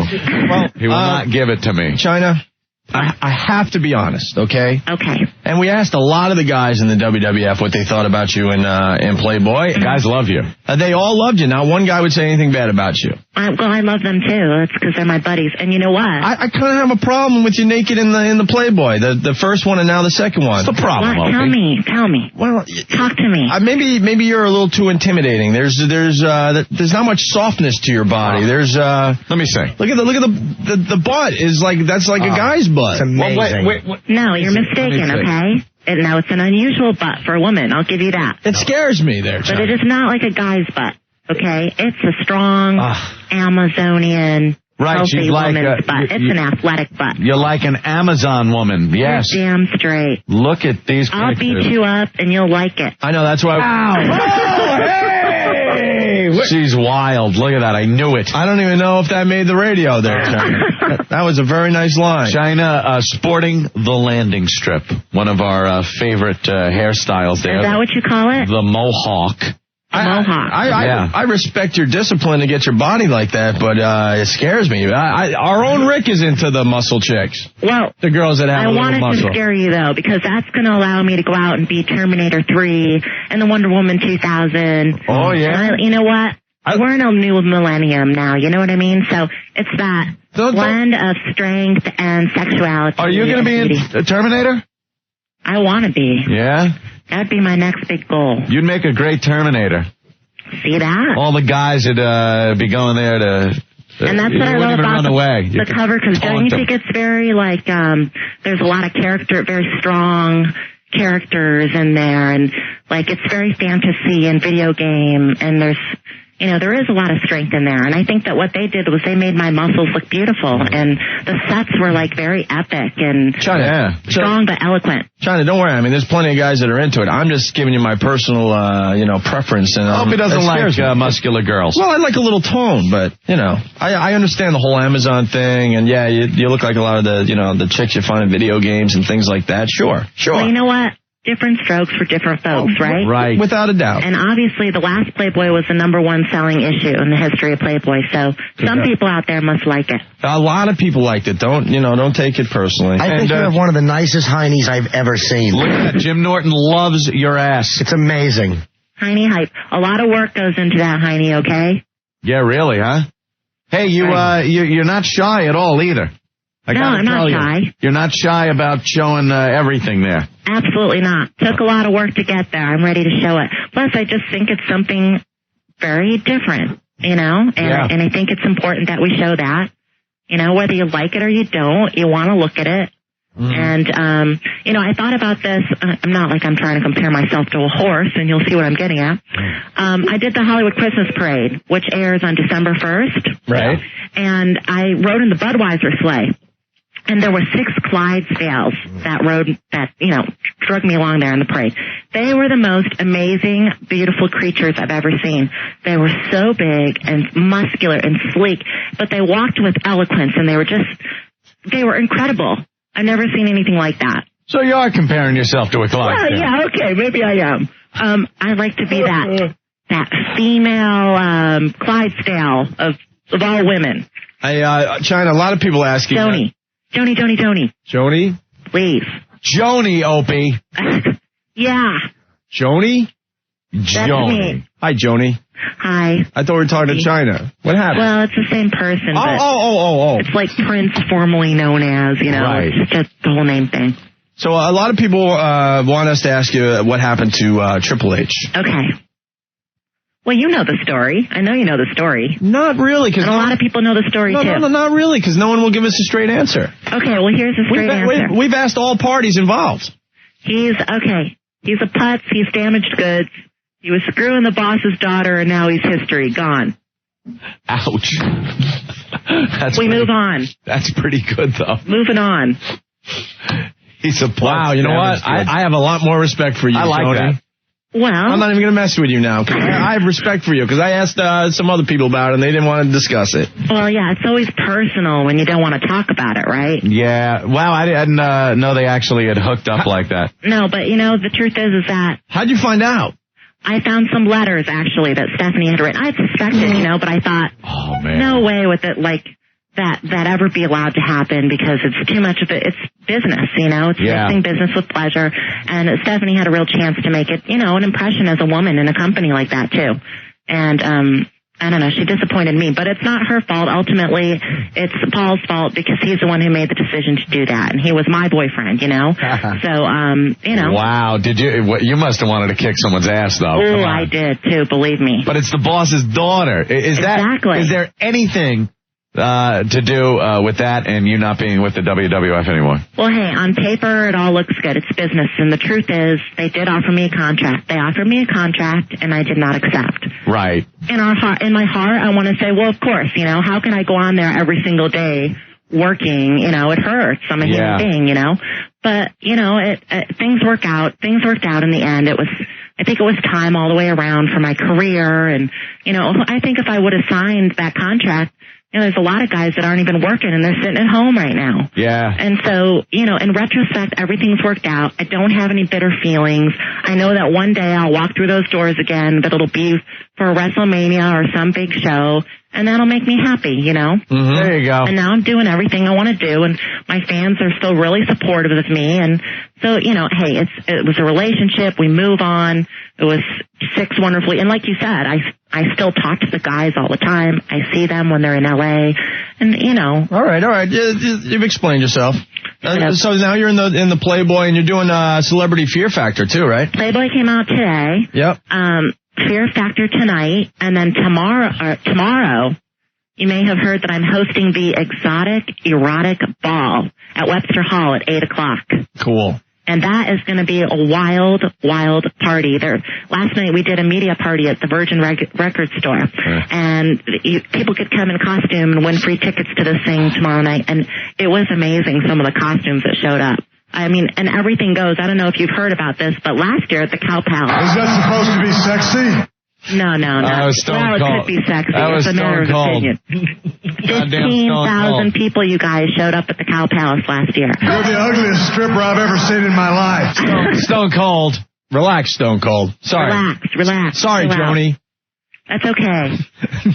So this is Perry Mann is the producer of this show, and they're taking it nationwide now, all over the place. Yeah. On your knees. Who is he talking to? And kiss my ass! Would you stop it? I'm not doing that. Opie, knock it off. Are they there, you guys? What happened? Are they there? Yeah. You're just not telling me? Yeah, that's what it is. No, we wouldn't do that to you, would we? Hey, is it true you once benched 365 pounds? It is true. Holy. For a single, and I almost got buried, but every day I was really going for strength, and this is while I was with Paul, actually. And when we first started dating, we were going to the gym, and I think he kind of felt a little intimidated, and we started putting weight on the bench. And I wanted to show off, too, and, all the guys started gathering around the gym, and the more they were egging me on, oh, that's really cool that she could do that, the more weight I wanted to lift. And we kept going kind of back and forth. And I actually did 365 for a single. 365. See, never did it again in my life, but it was pretty darn impressive. That intimidates me. Do you have a sensitive side? Oh, absolutely. Yeah? Yeah, a little romance. Listen. And you're no steroids or anything? No, absolutely not. No. None of that crap? I don't need it. No, nor do I want to look like that. Right. If people would do, and that's a common question, and I understand that because people are really ignorant. I don't mean that in a bad way. I mean ignorant as far as knowledge, that they don't understand, that I've been working out for many, many years, a conscious diet, a conscious dedication to, physical activity. And plus it was my job for many years to be bigger and stronger, and so I trained that way. Yeah. And, it took years to develop my body like that. But most people, you obviously see that steroids is a quick way out. It's not attractive looking. It changes your skin, your physique, your shape, your face, everything. So, I've been very conscious to try and be modern and strong, but still display a very feminine shape. And it's funny when you see me in person, I think, most people, the hype that TV makes you look bigger and the attitude and never smiling. Remember, so people think I'm like a 300-pound gorilla, Yeah. All right.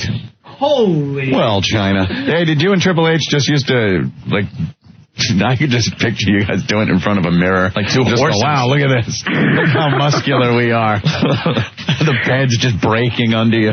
No, well, we did it in front of mirrors a couple times, but You did? not to look at ourselves. Look how good we look. But, you know what, I'll tell you what's it. I got spoiled with all those big, beautiful men, though, because when I did walk around with any of them, it was like freaking a power couple, a genetic wonder freaking heading towards people. It was like the parting of the Red Sea when we'd go anywhere, Right. Because they really have amazing, all of the wrestlers have really amazing bodies, amazing physiques, I when we think. need him. Why? I think Kreskin should be on the show. Why? Where's Kreskin? Sorry, Joni. Talking about something. All right. Joni. Yes. Best of luck to you. Well, thank you. I wish you guys would come to the Exotic Erotic Ball tomorrow night. Ah, there you go. We don't want to get hurt. The Exotic. Oh, you might get hurt, but you might like it. Hey, do you think Stephanie looks hot with her new boob job? I'm not going to give her props. Yeah, I don't know. I can't even watch right now. Yeah. You know? It's almost like watching some other chick doing your... It's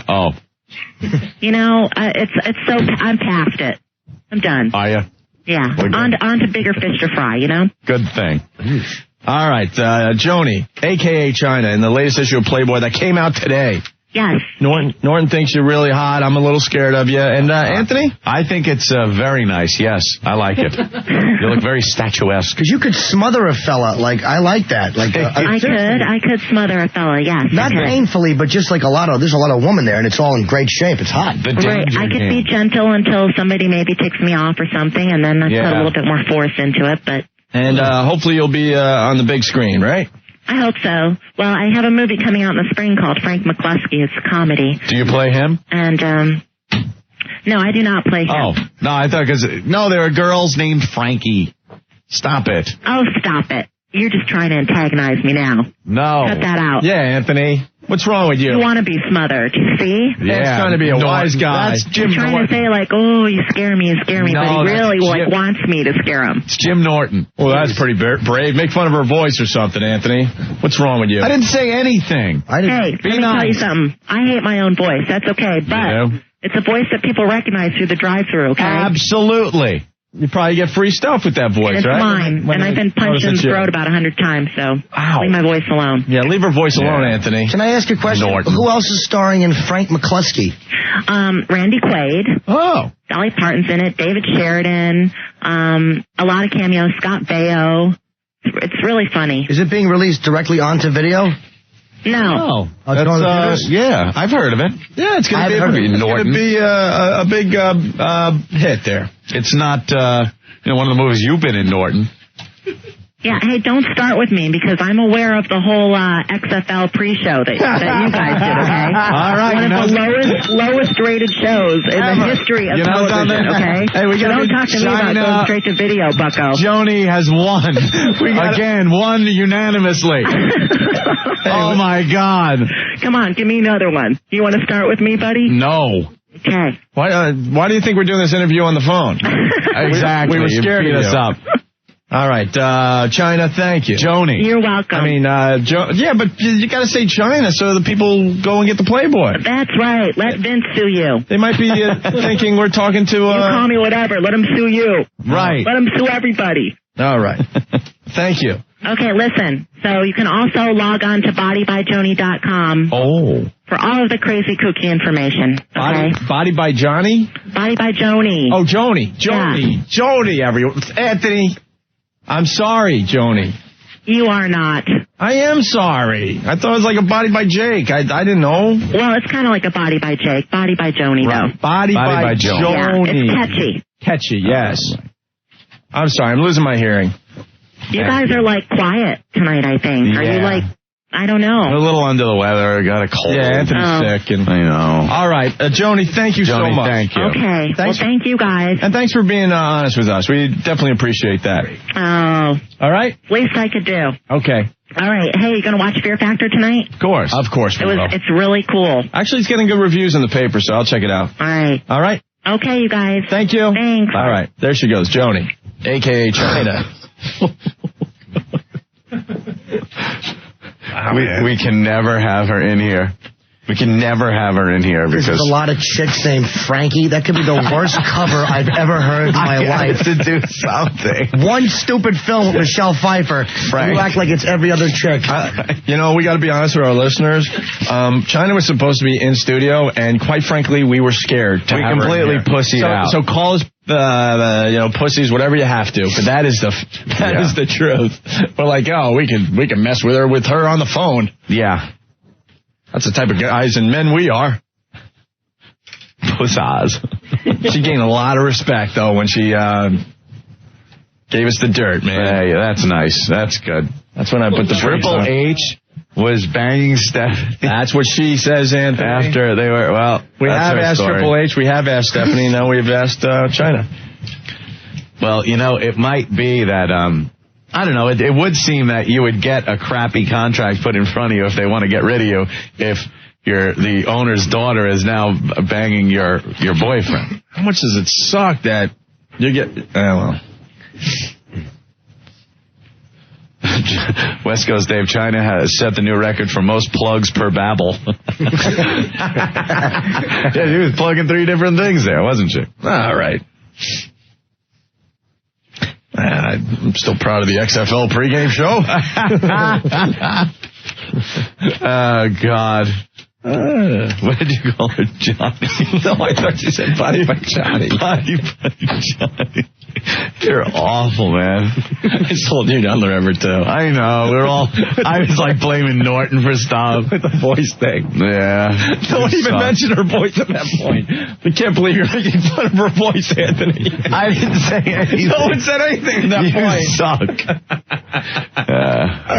All right, well. Joni, there she is. Yeah, check her out in Playboy, okay? Okay, terrific. Anthony, I got to interrupt this fascinating conversation that we're having because we have a special guest on the hotline. Oh. Jerry, the King, Lawler. Ah, Jerry Lawler. The King. Hello, guys. King. He's back! Yeah. I'm like Poltergeist. He's back, baby. Thank God you are back with the WWF. The soap opera is over. You're back where you belong with Jim Ross at that announce table. And I got to tell you, man, you guys sound great. Well, I appreciate it. It was like, I guess, of course, we've done 2 Raws now, but the very first one, after about the 3rd segment, we were in a commercial break, and I just looked over at Jim and I said, you know, JR, it seems like we were just doing this last Monday. It's like, you know, we didn't miss a beat. Exactly. It's very, very cool that you're back, Jerry. Now, I got to tell you, last time we talked to you, King, your life was pretty pathetic.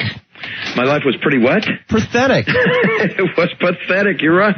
Yeah, it was, now things are definitely looking up now. Though. Matter of fact, I think it was so pathetic that we were going to fly you to New York to get you a banging. Remember? Yeah. You know that's what? right. I'm still waiting on that. But now you don't need that. Look at you. Now you got. Now, wait a minute. outlet.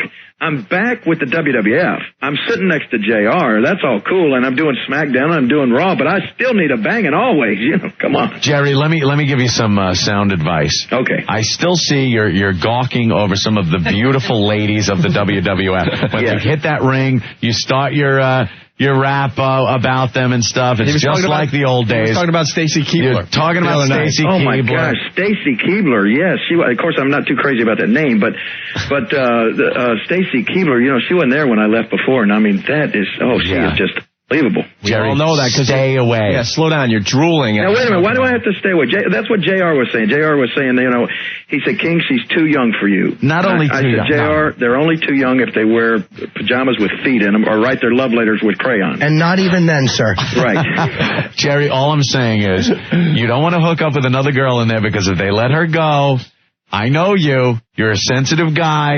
You're going to try to get her back, and your ass is going to be out the door again. No, this time I'll let him go. Is that what you're going to do? Hey, bitch, you're on your own. Right. God damn. God bless you. Well, I love appreciate it. Guys. And you know something? This is a great time at the WWF. We are enjoying it once again, laughing our asses off at Vince and his whole kiss my ass thing. It has got to be some of the funniest stuff we've seen in quite some time on WWF. Well, let me just say this. It's certainly been controversial. I know that the first week I was back, the thing with William Regal, I thought, and I told everybody, I thought that may have been the funniest segment and the funniest stuff that I'd ever seen on any Raws that I've ever done. Yeah, that's what we said. Now then, and a lot of people agreed, and you know what, we really got a lot of credit. I had a lot of people and even people in the industry tell us that you know, they knew that was going to be edgy, they knew it was going to be controversial, but they felt that the way the announcer, myself and JR, handled it, that it made it funny rather than be offensive. It's all about you. Jerry. But now the second week, it's got even more edgy. It's all about him. And I just got to tell you this: get ready for tonight, Jerry. I got to tell you something. What? We do have some audio of you in the office with Vince right when you were asking for your job back. I see. I'm sure. Pucker up and kiss my ass! Did you have to kiss Vince's ass? No, you know what? All of my dealings to go back with the WWF, Vince was not involved at all. On your knees. No, I didn't even speak to Vince. As a matter of fact, that's probably one of the things a lot of people don't realize, that there's somebody else that is the head of the television part of the WWF. Oh, really? And Vince leaves that all up to another guy. Wow, how about that? I won't say his name because he hates it. Whenever I used to say, I've said his name a couple of times in my on my website, and he goes ballistic. So Is it the Brooklyn Brawler? Yeah, it's the Brooklyn Brawler. Actually, it's Harvey Whippleman. Is it Harvey? There you go. No, it's not. Of course not. Are you going to kiss my ass or not? I didn't know Vince was wired that day in the office. That was hysterical, though, watching when they brought JR up there. Well, let me tell you guys, as I said, the JR thing, now that got a little uncomfortable. Oh, people Opie's girlfriend, I think, almost cried. My girlfriend, even though she knows it's all whatever, she can't watch when they do that to JR, because JR plays the pathetic man role perfectly. Well, he's perfect, right? And she literally starts tearing up. Oh, right. Because he's so good at it. Well, Jerry, all that scene needed was some prison bars and a few bathroom stalls, and it became a prison rape. It was really a prison rape. Well, like I said, the first week was hilarious. Last week was funny and a little uncomfortable. Wait till tonight on SmackDown. Oh, really? Oh, man. Are you going to be having to kiss any ass? I will go on record. Of course, like JR went on record saying he wasn't going to kiss any ass, but I'm going to tell you, I'm not going to kiss any ass. But wait till you see who does. Oh, okay. Wait till you see who does. I love this stuff. That's a nice tease for tonight. That's a great tease. We'll be honest, we're watching again. There was a time that we were kind of getting a little bored with the WWF, but it goes through its phases. It goes through phases, like the show. It's on just like this program, right? So you guys have those same phases every now and then. We understand when you have to try to put all this programming together on a daily basis. It's not easy. It's certainly not easy. You guys are definitely on an uptick lately. Well, I'm pleased to be back, and I think that one of the things that happened, and a lot of this stuff happens when you don't even realize it, or it's sort of subconscious to the fans or whatever. But I think that one of the things that happened when I left, it just they replaced me with Paul Heyman, and not that he did a bad job, but he was just so totally different from the character that I was on there. He was too similar to what JR did. Right. They both were hard selling the product. They both were talking about like it was life and death, and buy this pay-per-view and you're going to see this guy kill this guy, and there was no fun almost. I mean, maybe not no fun, but it just wasn't the funny and the humor stuff wasn't there. No, I mean, you got that goofy thing going on, and the chemistry between you two is really, really good. Hey, Jerry, are they goofing on you though about how you left last time? Oh, no, nobody said a word. The only thing anybody said is that they're glad to have me back. I passed Vince in the hall last week, and he stopped me, and he just looked at me for a second, and I didn't know what he was going to do. What are you doing here? No, we got the audio voice. Oh, again? Oh, yeah. You're fired.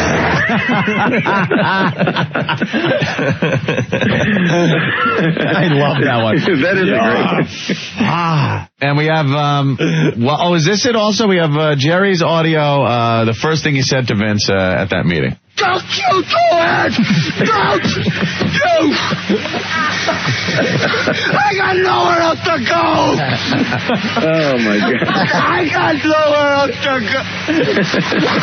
Are you going to kiss my ass or not? I got nowhere else to go! Pucker up and kiss my ass! Don't you do it!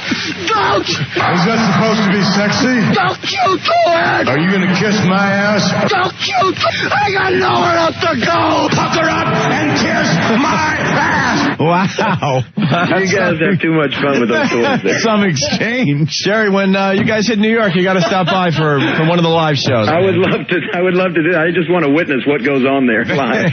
We really mess with you, but I mean, seriously, welcome back. Very happy to have you back. And we truly do love you, man. Well, I appreciate it. I'm glad to be back. Like I said, don't miss SmackDown tonight. It's going to be a huge surprise who joins the club. And, of course, Vengeance, there's no telling what's going to happen at that next pay-per-view. It should be really cool. And as you guys know, I'm getting in the obligatory plugs right now. Of course. That's all right. No problem there. Mr. Lawler? Yes. I don't really watch wrestling. I am only a friend of Opie and Anthony, but I have to say that everyone from the WWF that called in, they fought to get your job back. They really told everyone to rehire you. They were very supportive. Well, I appreciate it. And I like I said, it was the whole thing in looking back, of course, hindsight's 20/20, but it was all just it never should have happened. It was all tell me about it there, Jerry. Misunderstanding, and I was probably more at fault than anybody. But now it's like, I've gotten this said to me a million times. Everything happens for a reason, and maybe it's going to all work out for the best. You got yourself a great second chance there. Yes, exactly right. Yeah, don't screw it up. Have you seen the X or what? No, I have not seen her. Not lately. No communication whatsoever. You probably have heard what she's doing, right? Oh, boy. No, I haven't heard, guys. What's she doing? No, I'm asking you. There's always those rumors that fly. Hey, or something. Hey, Jerry, you hear about what your ex is doing? Nothing like that? No, I don't. All right. Yeah, they were all bitches, those exes, Jerry, right? Well, yeah, just say it. Actually, I'm actually under court order to not make any disparaging remarks about her. Goddamn lawyers, they're scum too. All right, Jerry, we're gonna watch tonight. All I know is the last word. Let's see, the last word she said to me was, "Hey, not so fast. How about the loose change in your pockets?" Oh, wow. Oh boy. No, I'm just kidding. Oh boy, no, you're not. I know, believe me. All right. Thank you, Jerry. Guys, thank you very much. We'll be watching SmackDown tonight, definitely. Okay, great. Cool, there he goes. Jerry the King Lawler from the WWF, Anthony. He's back. That's something, huh? Jerry. Okay, terrific. We got a big star on the hotline, Anthony. A big star. Who's this? Nice. Jim Brewer's playing Mulcahy's in Wantagh. Thanks for visiting us, Jim. Damn. Shunned out. No, I'm just kidding. Like a dirty Mexican. Triple A! What's up, guys? It's the game. Hey, what's going on? We are so hanging out. happy to hear you're back in the WWF, what, Monday? I am back Monday, yeah. Nice. 7th, Madison Square Garden. You guys going to come? Actually, no. You're not going to beat us up, are you? You're not going? No, we're asking a question. Are you going to beat us up? Not if you come to the show and, you know. Well, we got to come to the show. Well, we had it out with your ex. We had it out with your new lady. It's been an ugly soap opera on our show with Triple H. Who'd you have it out with?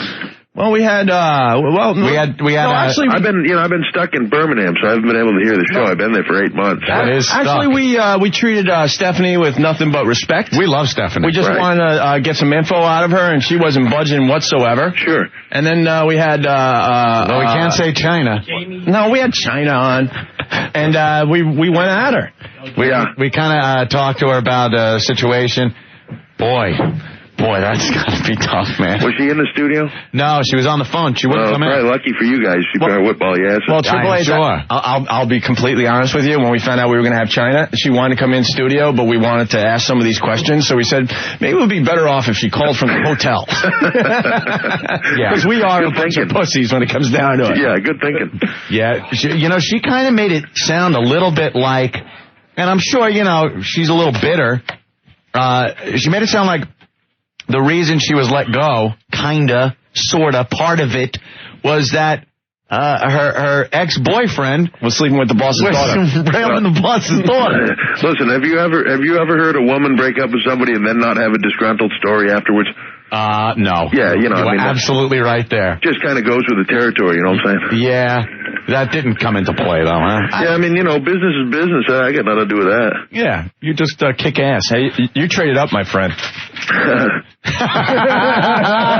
Hey, what the hell happened, man? We heard stories of your injury that made me cringe. Yeah, it wasn't good necessarily. I was on Raw against Jericho and Benoit. It was Stone Cold and myself against Jericho and Benoit. And when I went to hit Jericho from behind, and when I did, I planted my left foot just like I would, a million times, and just my left quad just completely tore off from its insertion and rolled up my thigh. His quad rolled up his leg. Picture, you ever do that with the shade in your window where you pull it and it goes, yeah, that's pretty much, it made that sound and everything. Hey, is there video of that, Triple H? Yeah, and actually it really doesn't look like anything. Right. Like when they show it all the time in this music video that they put together and they highlight it and stuff, and you go like, what a fairy. Yeah, right. Geez, that didn't hurt at all.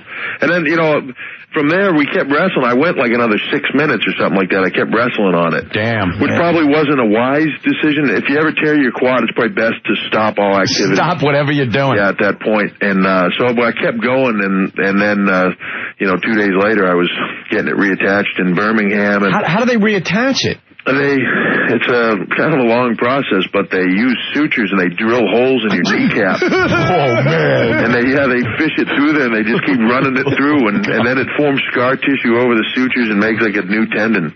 How does it look? On the outside, it looks like my leg with a big scar down it. It's not really a whole lot different. It's a little bit shaped a little bit different than the other one, but you won't be able to tell on TV. No. my knee pads on and stuff, you'll never be able to tell.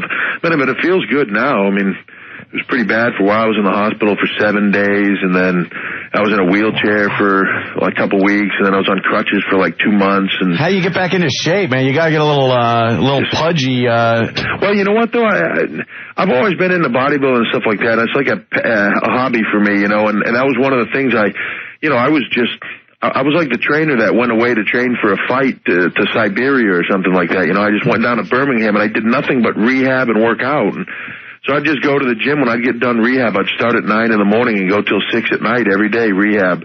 And then after I'd go to the gym and train my upper body, you know. Yeah. Had nothing else to do.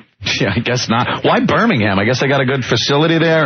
Dr. Andrews, Jim Andrews, he's like the #1 orthopedic in the country. He did like, you name it in sports world, he's done them. You know, he's I'm going to Jordan. Yeah, Jordan, all these guys. And his rehab crew is head by this guy, Kevin Wilk, and he's like the best in the country. He speaks all over the world and stuff. So I just stayed down there because my injury was so severe that it was one of those could possibly be career-threatening things if I didn't handle it right. Yeah, the rumor at first was there's no way he's going to come back. Yeah. So, you know, I mean, well, I'm not back yet, so not till Monday, so hopefully, knock on wood, but hopefully I'm, you know. Are you going to be wrestling Monday or just? You know, I don't really know. I know I'm going to be in the Garden, and I know I'm going to be on TV. Cool. And that's really what I know. I'm sure I'll, you know, kick the crap out of somebody. I just don't know who or, you know, if it'll be official or if I'll just be doing it. Hey, will Stephanie allow you to come by the studio and spank girls? Hey, I would love to do that. And I'm sure she won't have a problem. You do remember Peaches, don't you? Oh, hey. How could I forget? Triple H, I got to tell you, we talked to just about everyone from the WWF, but every superstar that comes through that door, we have to tell them about the Triple H visit. And that girl still has your handprint on her can she sit her yet? ass. Can she sit yet? Is that... You raised blood vessels in the shape of your big Triple H hand. You made her bleed. Hey, she wanted it, though. That's the thing. What is that, the Tyson defense? She was asking for it. Well, if you could stop by Monday, we'll make it happen again. Hey, I would love to. I'll see what we can hook up. I'd love to come by there one of these days, you know, for sure. If it's not Monday, but one of these days coming up for sure. Yeah, hell yeah, we had fun last time. Man. Yeah, it was a blast. Cool. All right, Triple H, we look forward to Raw Monday. Monday night, the 7th. Don't forget, tonight is a special live SmackDown. I'm here in D.C. right now. It's freezing here. You guys are going to get some cold weather real soon. Is it snowing? It's not, but it might. They're saying it's gonna. Okay, cool. But SmackDown tonight's a live SmackDown. That's going to be hot. I'm not going to be on it, but I'm getting a feel for the TV thing. So Monday, I'm full blown, ready to go. All right, man. That's good news. You guys, you know, I'll call you a couple days ahead so you can get a talent lineup ready for the... Well, let us know, man. We'll have all sorts of varieties, and you could have your pick. Sounds good. All right, Triple H. All right, guys, thanks. Later, man. Take care. There he goes, Triple H. Back on Raw this coming Monday. And back on Stephanie all the time. Now you say it. Shut up. Come on. He's in D.C. No one listens down there. Oh, that's true. All right, let's... Not like he passed by a radio with our show on. Okay, terrific. And there's sex and drinking going on in everyone's office. Dude, Ron and Fez have the hot girls, man. They are really unbelievable. I don't know what the hell's going on. I know. They treat them nice. Yeah. It's also the hours. We ought to try that one of these days. That's true. They don't throw dead animals on their girls. They do treat them like really nice and stuff. If they had the 55-gallon drum challenge, they would be putting like feathers in there and single roses. And syrup. And they would spray nice little perfume in there. Hey, Fezzy, tickle the girl under the chin there, Fezzy. Yeah, tickle her under the chin with the feather. That might be another thing. Let me say 2 words. I won't say who, what, where. Fag hags. Yeah. You know? I'm thinking they don't feel threatened, maybe, by somebody. Ronnie's not a fag. Oh, please, stop it. Ron's a fag? Absolutely. Fez is the man in that relationship. Really? I didn't know that. Teasing, of course. But I think it's you know, they don't feel threatened, the girls. They feel they could come in, this guy's hang out. He's going to kill us. And there he is. You're not going to kill us, are you? No, but I'm just coming in. All right, cool. Triple H. See, I ain't waiting. Why don't we take a break and we'll talk to Triple H, all right? Hell yeah. We'll talk about WrestleMania and all sorts of fun things. And Stephanie. Jesus Christ, Look at the smile on his face, yeah. You feel like, I don't know if you're her husband, boyfriend, or pimp at this point. Jeez, man. And we got girls coming down that he can spank like last time. Is that good? All right. Triple H next. The Opie and Anthony Show. It's like listening to Corky and Karen Quinlan. Opie and Anthony. I'd rather hear my penis on a vice than listen to those two. The Opie and Anthony Show. And we're back with the Opie and Anthony Show.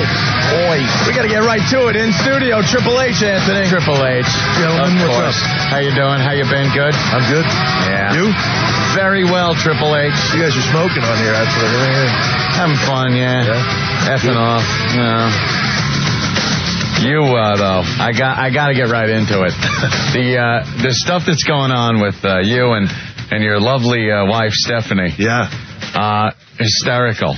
It's been good. It's been a lot of fun. And the pictures that are making their way around the internet. I swear to God, there are people that if they were around, they would have gotten every shot of Kennedy's brains splattering all over the limo. You need these people around when something important happens, because if Stephanie's ass crack pops out for a second, there's 1,000 pictures of it on the net. Yeah, it's an amazing thing. Not a thing goes by now that doesn't get a picture somewhere that doesn't make it on the internet. Have you seen what happened last night? Have you seen any pictures of those? It's all over the internet. Which one? From the SmackDown taping? Yes. Her boob popped Have out. you seen these pictures yet? No, I've not Would seen them. you like to see them? Let me be the first to show you. Hold on, I want to see Hunter, come over here. Let me show you Stephanie's boobs. Look, that's where it popped out. And it just goes down. See, that's full-fledged Stephanie boobage coming out. There you go. As you're gearing up for the pedigree there. I guess that's something we will not be seeing on SmackDown on Thursday. Turn that around, Ant. Are they going to edit that out? What do you mean turn it around, Opie? Have some class. Punch it up on your own computer. You guys think you should have it enlarged to full screen size like that? Well, that's what we're working on it right now. We're having it enhanced and blown up, and yeah, that's amazing clarity. Yeah, for a shot like that. That one, and then the other day, of course, her ass was all over the internet because you decided you were going to pull her into the ring by the back of her pants, and for some reason, when did she stop wearing panties? But she had them on. I had those in my hand, too. Oh, you did? Yeah. Because I swear I could not see anything that even resembled a panty. They were in my hand, too, and when I picked up, and I didn't realize she had quite as much exposure as she had. Oh, really? Lifting her up, and then I heard the crowd react to it. And I was, what the hell did she say to you when you guys go in the back? And the crack one, she didn't mind so much. I don't think. I think the top exposure, the boob out yesterday was a little bit much. Nobody give you some hell for have that happen. No, it wasn't my fault necessarily. I just assumed she was taped in there. Yeah. Went at it and got a little more exposure than we planned on. Right. But is that what she does sometimes? A little double-sided tape there to hold it? The girls will use a top stick or double-sided tape or something like that to hold that stuff in there. But the funny thing is how much reaction that gets. Like a couple years ago on TV, I don't remember who it was. One of us were in a match, and one of us pinned Rocky, and when I pulled his leg up, his nuts came out of the trunk. And nobody even noticed. It never made the air. It didn't go on the internet. Nobody talked about it. I remember going to the bag, dude, your nuts were out. And nobody even said anything about it. The people's sack. Yeah. Knowing Triple H like we do a little bit, I bet you did that on purpose. You've all heard the story about, I told on Conan O'Brien about Al Snow, right? Oh, yeah. From Tough Enough. I went to give him a suplex, and when I pulled him up, my hand hooked in his trunks, and I had him up in the air for a good probably 5 or 10 seconds, and I'm hearing people, the whole crowd's laughing, and I'm like, what the hell is, they should be thinking this is impressive, not funny, I'm holding this guy up there, and the referee came around front and went, oh, like that, and I looked up, and right next to my head is just, whole package was hanging down, so I just said, and suplexed him, and we just all started laughing so hard, it was hilarious. It looked like a grub worm was trying to burrow out of a fur coat. Oh, God. What kind of flack you get from, what is Vince, what's his take on this when, Stephanie's ass crack shows, her boob pops out? I mean, it's his daughter. I think Vince's take is burn the footage. Immediately. I don't know about that, because there was a taping where Vince was staring at Stephanie's cleavage. That clip was great. A little too long. They were in the back and discussing something about, I think it was when they were coming out and announcing it was a wedding, Yeah. And, he looked right down her shirt and said, Daddy's little girl. Come on, Daddy's little girl. Like, oh my God, she's come so far since she was that little girl chained to the boiler. Right. On her first appearance there when the Undertaker was trying to have his way with her. She was innocent, Stephanie, and then she got with corruptible Hunter. That's what happened. That ruined her. It makes for a great storyline, though, man. It's really funny. I'm sure she's listening right now, just mortified that we're talking about breasts for 10 minutes. No, we do that when she calls us. That's true. Yeah, that's true. She knows the show all too well, so she told me today, she said, first thing they're going to do is talk about my boobs. Yeah. Yeah, you're right, Stephanie. Well, when you pretty much put an exclamation point on both of them, hey, they look great. And you could clearly see the exclamation points, too. Indeed. Yes. Did your bra and take it off now. Did she discuss any of the surgery with you before she had it? Just that she was going to do it. Yeah, and that was it. And what did you go like? Ooh, okay. I'm all for that. Yeah. Yeah, you've got nothing and you want something, go for it. Yeah. Well, it's working out for her. The more the merrier. Sure, why not? Right. We got to ask you about the NWO there. What about him? With the Hulkster. Well, brother. I'll tell you something, dude. We understand the NWO getting a lot of heat and stuff, and it's working for the WWF, but we just don't feel the Hulk. Well, I mean, it's working. It's working right now. Yeah, it's the leg drop thing. It's the Babe Ruth. You know what I mean? He's Babe Ruth to come back and play one more season of Major League Baseball. We just hope he doesn't get hit by a pitch in the first inning and shatter, break up into dust particles and blow away. What did you think when you first hear it? It's like, okay, here's the deal. We're bringing NWO.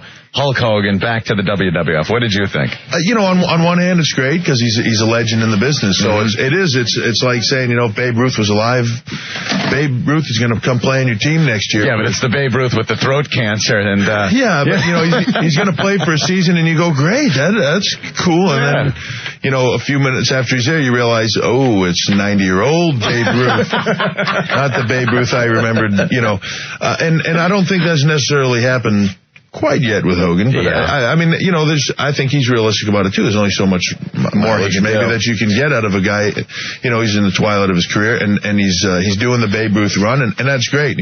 He's a great guy, and he loves this business, and he works real hard at it. So it's hard for me to lambaste him too hard, but I mean, well, some of the signs that are popping up are pretty funny. There was one in the crowd last night, and it said Hogan 316, and then it had a little flip up thing that said years old. It was classic. Were there any people? And he was hot too. I saw him in the back. He was like, "I'm not a day over 310."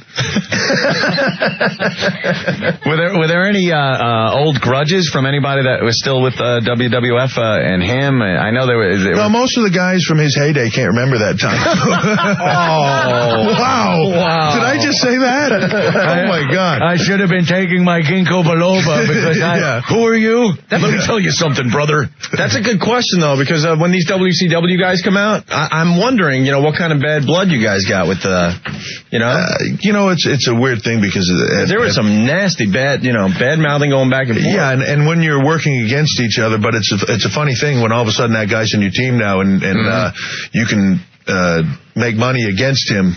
Like when you're looking at it going, he's a pretty big name, and if I was on the other side of the ring from him, we could sell out some major arenas. All of a sudden, it's easy to put aside your differences to, The Ric Flair stuff's just great. Yeah, that's good. Great. Flair's classic, I mean.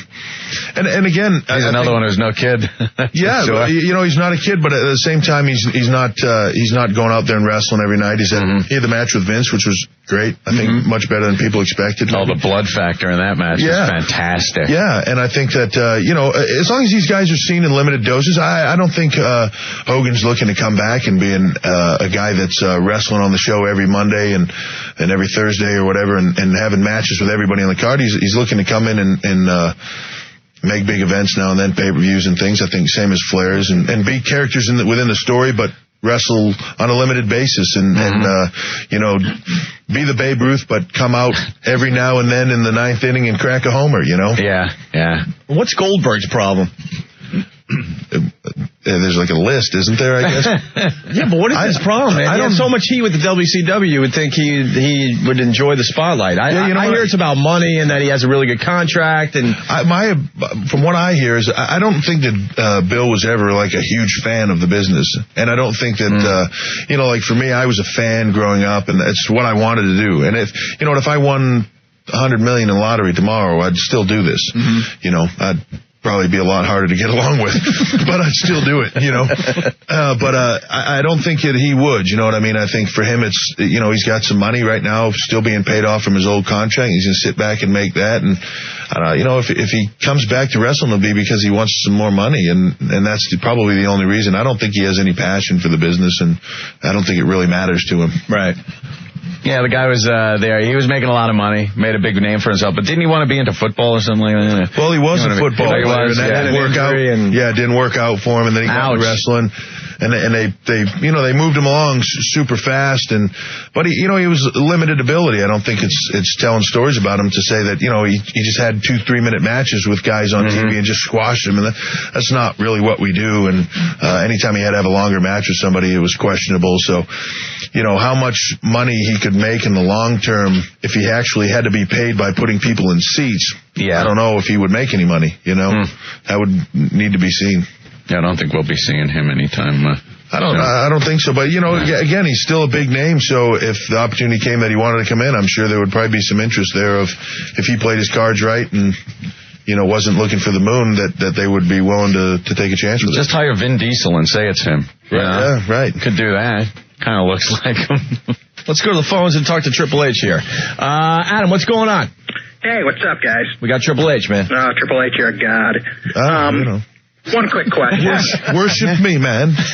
One quick question. You and Shawn Michaels are boys.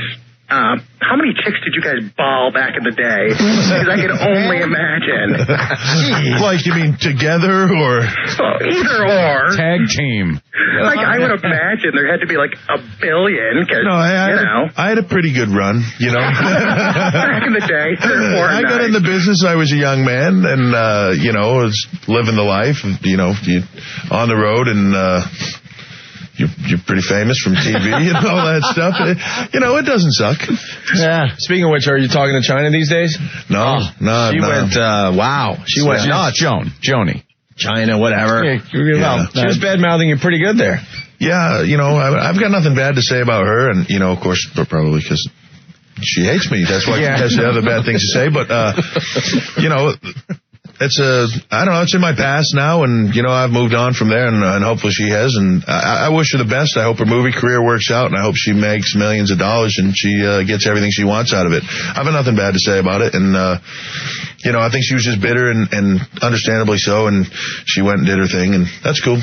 How's the real-life relationship going there with you? No gory details, I just mean, you're there, you're working together all the time, and... That's good, the one thing, we have a similar passion for the business, so that's kind of good when you enjoy doing the same things. I think it's kind of hard if you have a career that you're a significant other doesn't understand or doesn't have any interest in. That's pretty rough, especially when you do it, God, we're on the road so much and it's all consuming, I'm sure it is for you guys too. And if they don't understand it, it's doomed. Yeah, I guess so. So it's pretty cool, and it's working out great, and she's a great girl, so. Yeah, we think the world of her too, man. She's such a blast. She really is cool. Even more so today than yesterday. Now that we get to see her body parts, that's an extra bonus. I'm sure she just freaking loves that, man. Oh, yeah. I'm sure she loves that. She's mortified. Yeah, I bet. Because it's strange. She is, in person, she's kind of shy. Yeah, she is. She's a little reserved and stuff, and when you see her in the ring just talking smack and acting, it's hysterical when you've met her and spoken to her and realized what she's really like. Yeah. It's like, oh my God, that's not her. Exact her opposite. Can is hanging out, her ass is hanging out, and she's probably mortified. Yeah, exactly. She's the exact opposite of her. Yeah. And her mom can't be too happy about it. Yeah, I don't think either one of them necessarily are. Too happy about it, Opie. Yeah. But, it's an amazing thing, though, that, like, and I don't know if she would ever do this, I'd ever mentioned it, but, it's like an amazing thing that if somebody were to go like, I'm going to do Playboy and I'm going to be nude in front of the world, it's like no big deal. But if your can comes out on accident, you're like, oh my God, it's like you're just mortified by it. It's not on your terms. Yeah. And for and somehow it's almost like you snuck the peek, and it's a little more exciting and dirty to see it like that. You're like, look, it wasn't supposed to happen, but it did, and I saw it, and I caught it. Definitely hotter. Yeah. Hey, why don't we take a break? We got Triple H in the studio. We'll talk about WrestleMania next. Yeah. Also, I think we got some girls that came by to get spanked. Are you allowed to do that still? Hey, I'm in character. Right. That's exactly what we said yesterday. Yes. Be in character. I'm in character now, and I can do what my character would do, which is bring in the broads. All right, and we'll take more of your phone calls as well. You have 30 seconds to wow me. Whip them out. Whip them out. Whip them out. Check this out. I got boobs to show you. Wow. The Opie and Anthony Show. And we're back with the Opie and Anthony Show. Our guests are backing up here. Louis Black in the studio from The Daily Show on Comedy Central. Louis, do you know who that is? Of course. No clue, right? He's a big guy. Why would I know? I'm Jewish. Do you watch wrestling? Huh? I'm Jewish. I'm Jewish. Are you here to get spanked by Triple H? No. Oh. No. All right. You ever hear of WrestleMania? Yes, of course. All right. You just discovered video games last week, so slow down. Slow. Some of us are out there going to the heartland, entertaining every individual. This is what he does. I know he does. I'll ask Triple H. Do you know Louis Black? Sure. You've seen him on The Daily Show with Jon Stewart? Very funny show. Yes. Very funny man. See? Nice, Louis. Nice way to reciprocate. You couldn't fake it? You couldn't fake it and said, wrestling. Just if I said I watched wrestling, then you'd ask me a question, and I'd look like a jackass. We wouldn't do that to you. Let's do that before we ask you a question. I know the gig now. We don't have to ask you a question for you to look like a jackass. They're going to do that to you anyway. Hey, you're all dressed up. What are you doing? Going to the Daily Show. Oh, yeah, that's right. It's Wednesday. What are you doing tonight on the Daily Show? Tonight is they're digitized. They're digitizing they're digitizing films now. They put a bra on the Bond film, on the James Bond film, and then they need some of that technology for E.T. They took the guns out of the FBI hands and put walkie-talkies in, and they digitized the wrinkles off of Mick Jagger. Which didn't help because... That must have taken a while. It took a week and a half. Why'd they take the guns out of the hands of the... Because it's a nice movie, E.T., and it's the 20th anniversary. You when you see the guns. You know why? Why? Because Drew Barrymore talked to Steven, and she said... Yeah, she doesn't like the gun thing. Yeah, she doesn't like the gun thing. Charlie's Angels without guns. Yeah, is she like marrying a guy with ball cancer? I really can't stomach her. She stinks. You are horrible. Louis, can we finish our little interview? Are we disturbing you? You want to sit over there? Okay. I'll sit over here. I want to sit so that I'm out of your eyesight. You're interviewing people now for your special that's going to be on Comedy Central. I was reading that in the paper today. Yeah, you went down to Washington. You're interviewing senators and stuff. Mm-hmm. Why don't you ask Triple H a question? Doesn't have to be about wrestling. What would you like to ask Triple H? I would like to. The biggest name in wrestling today. Do you do your own taxes? Jack, could you do mine? You're Jewish, right? Yeah.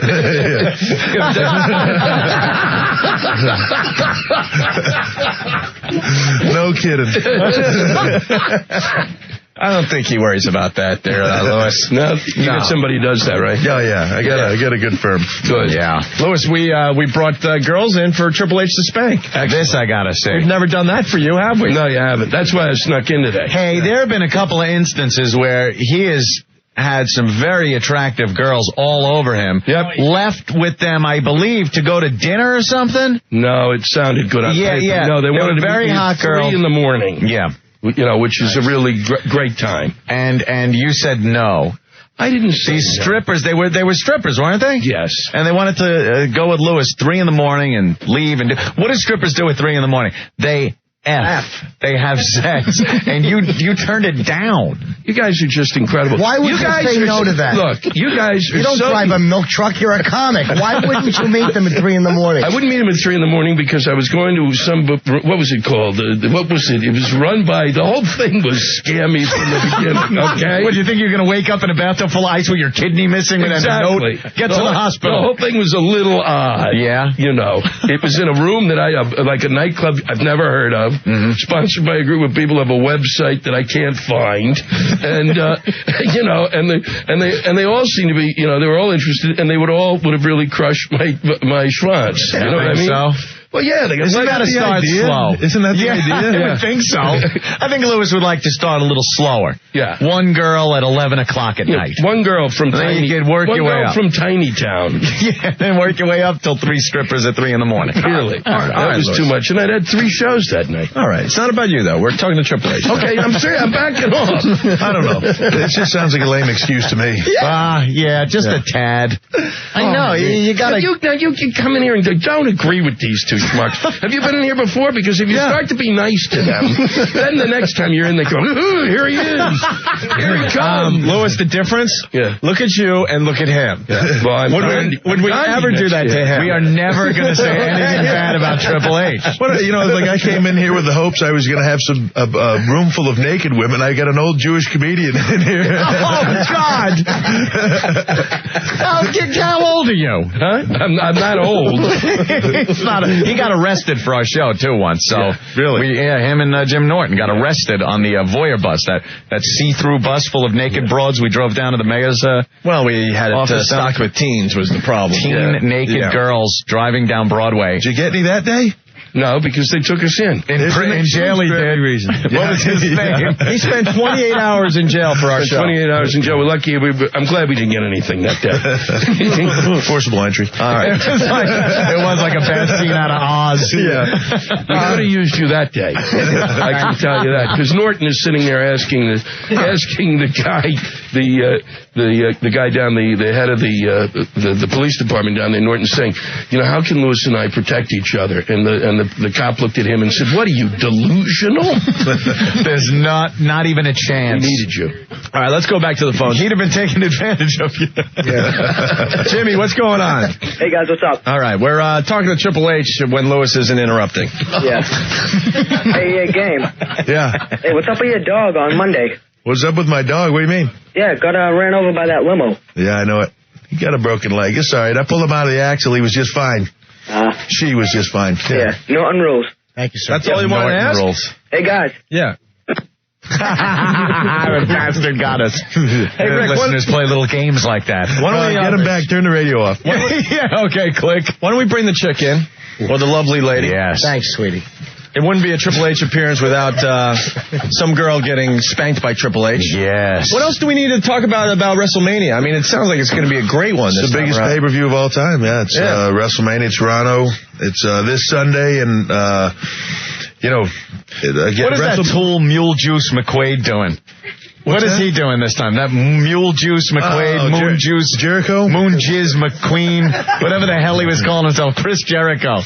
I'm gonna knock him back into that personality. He's gonna need a record career when I'm done with him this Sunday. He came in here and we loved the guy.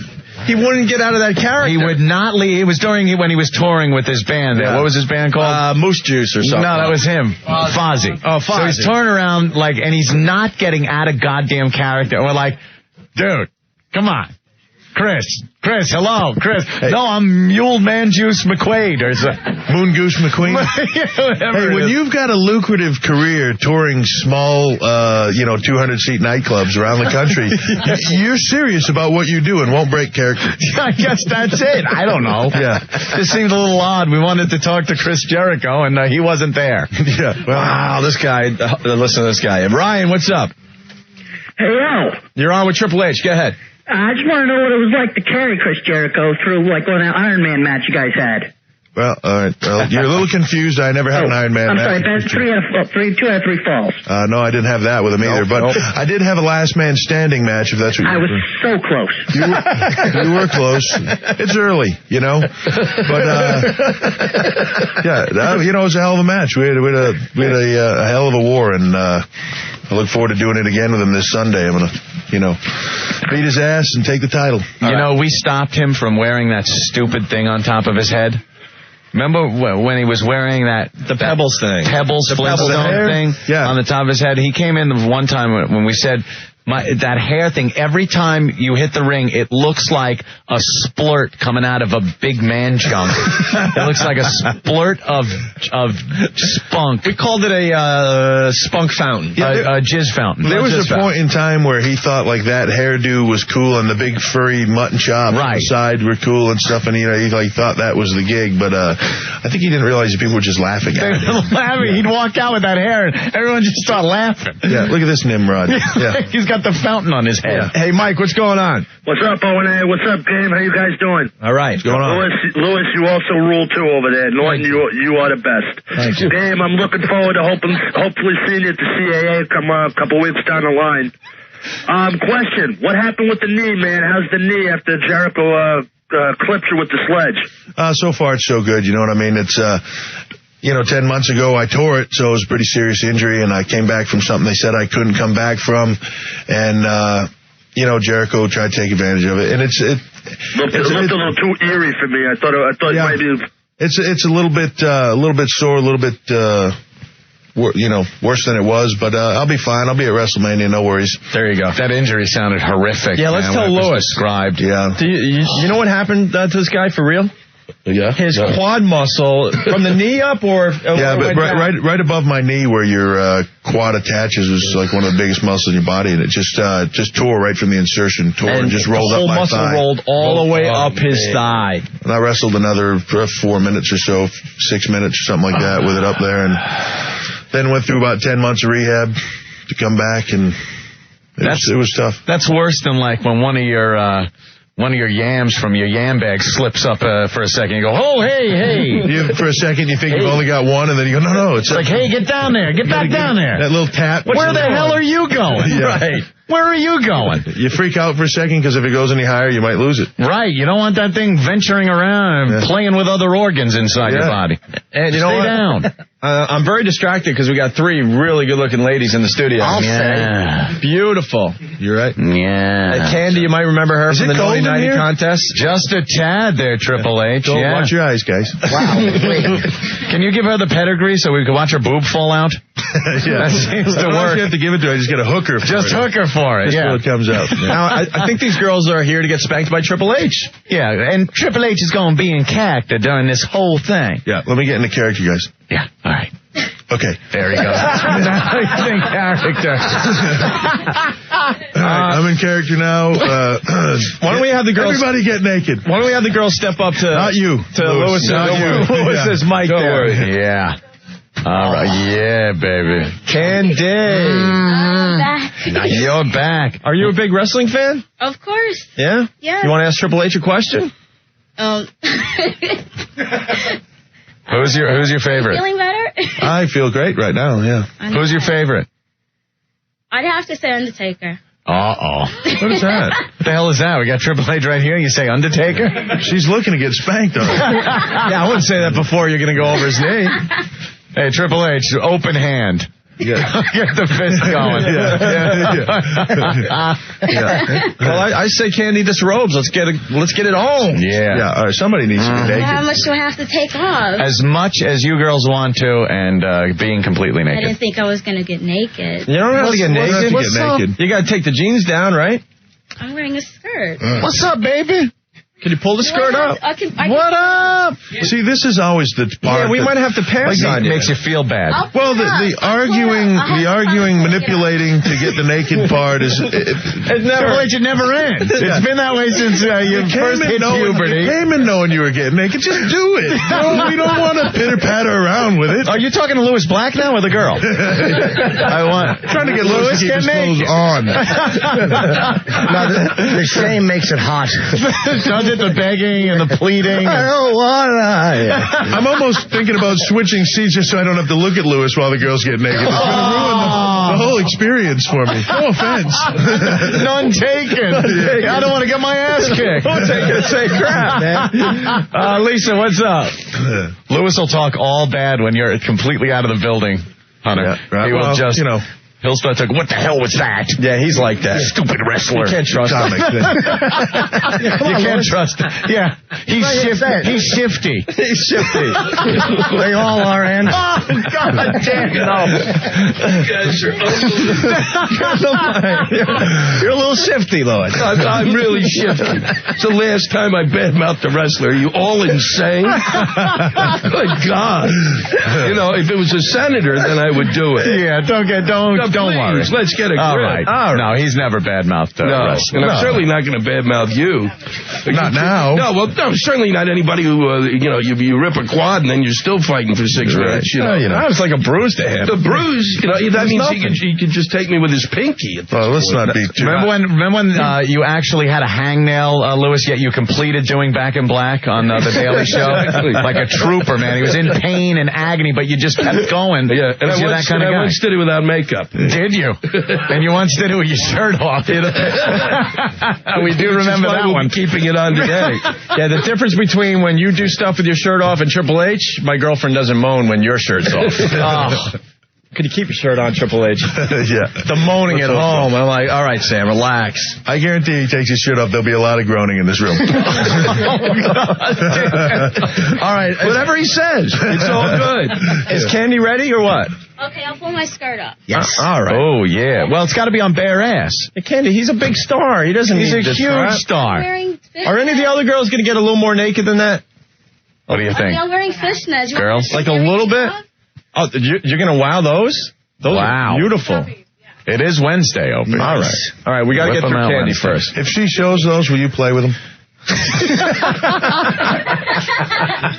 Listen, I got like 10 minutes left. I got to go for the gold, bro. You know something? You're absolutely right. There's no time for any of this. It's like the Olympics. I'm on the gate, ready to go down the hill here.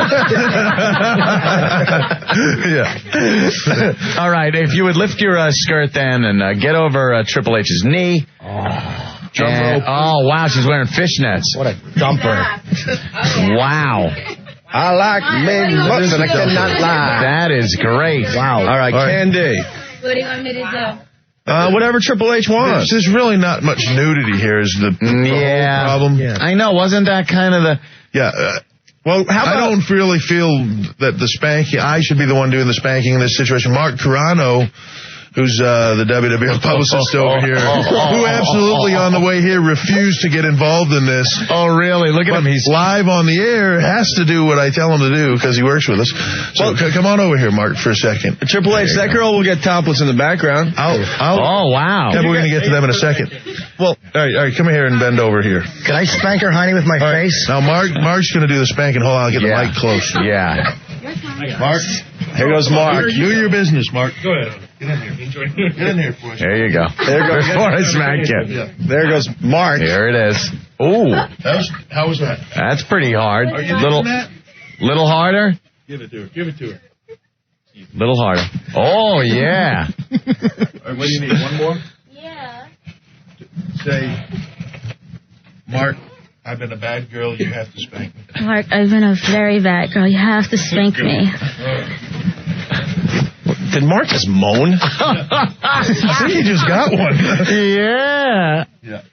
All right, I'll give you one. What the hell? All right, here we go. Big Triple H hand. Oh, Jesus Christ! Wow, look at her face. How do you do it? Wait, are there tears? Are your eyes tearing? Candy, what are you Her doing? eyes are tearing up. You just knocked her out. Wow. Nice shot, Hunter. Jesus. Wait, Candy, was that enjoyable? Who's the man? Was that enjoyable? That hurt? Yeah, now you other girls know what you're in for. He just struck a blow for all of us. Isn't that great? WrestleMania on pay-per-view this Sunday. Yes. Hey, this girl that fantasizes about you all the time. Lisa, what's up? Hi, how you guys doing? All right, we have Triple H in the studio. Yeah, I was getting real turned on listening to him spank that woman's ass. Yeah? Really? Oof. Is he there? Well, we're talking to him. It's just your sexy voice. He's throwing up. Triple H. Yeah. Do you like your women to have a big C?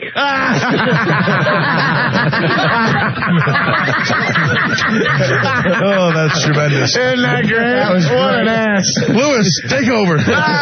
You jackass. Oh, look at those racks. That's pretty funny. Hey, we've got cones. Yeah. Whoa, look at this. Those are beautiful. What's your name? Me? Yeah. Diana. Where are you from? You. Speaking to the I was going with the one first. I was going left to right. And where are you from? Florida. And you live in New York now, or Yeah. are you I was born dancing? in Kansas, though. Huh? I was born in Kansas. Are you dancing in New York? You're not in Kansas anymore. I know, Toto. Yeah. Banter. Where you dance? VIPs. Ah, VIP. VIPs, man. This is what we what can see you at get. VIP? Wow. A little bit more. You might be able to see my ass there, too. Really? Well, we're going to have to do a better job at the libraries, man. Wow. I didn't know Very girls of nice. these caliber were at a VIP. Of course. And you want to get spanked by Triple H? A little bit. How long before guys just ask you straight out if they could TF you when you're on a date? Is it at dinner or dessert? Time on the radio show right now. You really? That's how long it Right takes? now, yeah. And then it's just like, could I just, No, I'm hard to get. They got to call me for a while. Does it happen though? Yeah, a little bit. You Yeah, give it takes that? like 6 weeks. Yeah, 6 weeks. It's like 6 weeks. She's got a schedule. She holds out for a diamond like but the I one like she's to got drive around her him neck. Yeah. I give him a little something. All right. Well, I think Triple H is ready. So if it was 3 a.m. and there were 2 other girls with you, would you do it with Lewis? It depends on the girls. Lewis had asked for the TF, right? Yeah. And it depends on his wallet. All right. What do you say? Sorry. Hunter's got to go soon, so maybe you could get those pants down a little bit. And No. What? Listen, my ass is sunburned, and I worked out yesterday, and it's sore already. All right, well, And? it's getting late. We got problems today. Well, it's A getting stripper late that won't now, and get there's another naked. girl in here, so, you like mind making out with her or something? Would you girls maybe hook up for Hunter for a little bit? Yeah. Give him just a little girl-on-girl action. Does she dance at VIP too? She does, too. Come here. Very nice. So you both have natural breasts. Yes. Those are natural? Yeah. Can you Wow-wee. No. Yeah, Oh, seriously. my God. She's playing with you. See, Hunter? Right. You saw that. Hooter. I know you saw that. Listen, there is no such thing as... If I walk over to these guys and, cup their nuts, that's not innocent. It's completely... I know. I'm standing here like she didn't even do anything. She did. Hey, you know what the sad part is, Opie? There's nothing we could do about it. Triple H wanted out. I'm just saying, that's not innocent. She just walked over to her and started playing with her boobs like nothing was happening, how you doing? Great. How are you? Hunter comes over, grabs a handful. Playtime's over. Oh, God damn. I'm being raped. That could be the nicest pair of breasts I've ever seen. Really? Really? Wow. That was Diana for your information. Hey, so girls, Hunter doesn't have enough time for us to really do this subtly. So you girls, do your best, girl-on-girl action scene for Hunter. Okay. Oh. Is that good? Okay, was that good for you? No, that was really bogus. Yeah. That was bogus. All right, why don't we spank? You know that's a We're the tease. Spice Channel. How about we spank these girls? We're not the, Vivid Video. All right. Hunter, punch them in the face. You know I'm teasing. Of course. Okay, who wants to pull their little pants down and have Hunter smack them with his big hand? What? Their ass is raw, she said. Triple H, these girls can't right now I am taking this opportunity to apologize profusely to you. Yeah. Because I was under the impression that we were going to have girls down here that were going to bare their bare ass and let you spank them. And apparently we're wrong. I'm a bit disappointed in the New York I'm very people. disappointed. I'm from Kansas. What the hell does that have to do with anything? Are you from a nunnery? Corn-fed, innocent. Kansas? That just happens to have her top off in front of a room full of guys. Right. Yeah. We know what happens. The girls get on the bus. They go to New York to get an acting career or something. Make him an actress and... Right. And before you know it, Hunter's spanking you on your bare ass. Yeah. Oh, that's... Come on. Right. What about you? Your ass is a little what? I said my ass is a little sore. From what? Why is it sore? Did you have some action, some backdoor action last night? I wouldn't exactly call it backdoor action, but I did have some. So what's the big deal if Hunter just like plows his hand? Because I'm working tonight, and if I'm working tonight and he has his big red handprints on my But do you know what a moneymaker that is? The clientele that goes in there are perfect WWF watchers. You know something? He'll sign it. He'll say Triple H was here. Everyone will come to see Triple H's handprint on your ass tonight. At VIP. That is an absolute given. You will get tips from guys that will come down and go, I gotta tip you because I gotta see Triple H's handprint on your ass. No? We're begging now. First one. Tip her right now. Hey, Candy. How about Candy? One more shot? Candy will go again. Why? My bad. Candy will go again. You know, I think 9/11 changed strippers in New York City. It's done something. I think it's done something. Back before then, there was a total lack of morality and scruples. Now they've reassessed their life and for some reason don't take their pants down. Right. We found the only moral strippers in What happened? You're right, Hunter. What is going on with this country? What happened? Triple H, for the love of God. He's never coming back now. Can we get back to strippers that will insert broccoli in places? One more girl outside. One more girl? All right. Who do we got? That looks like a guy to me. I know, it is the guy with the hat. All right. Oh, Jesus Christ, not Stalker Patty. Oh, my God. Look, you know what? I'm embarrassed. I am completely embarrassed. We are moving this goddamn show to Cleveland.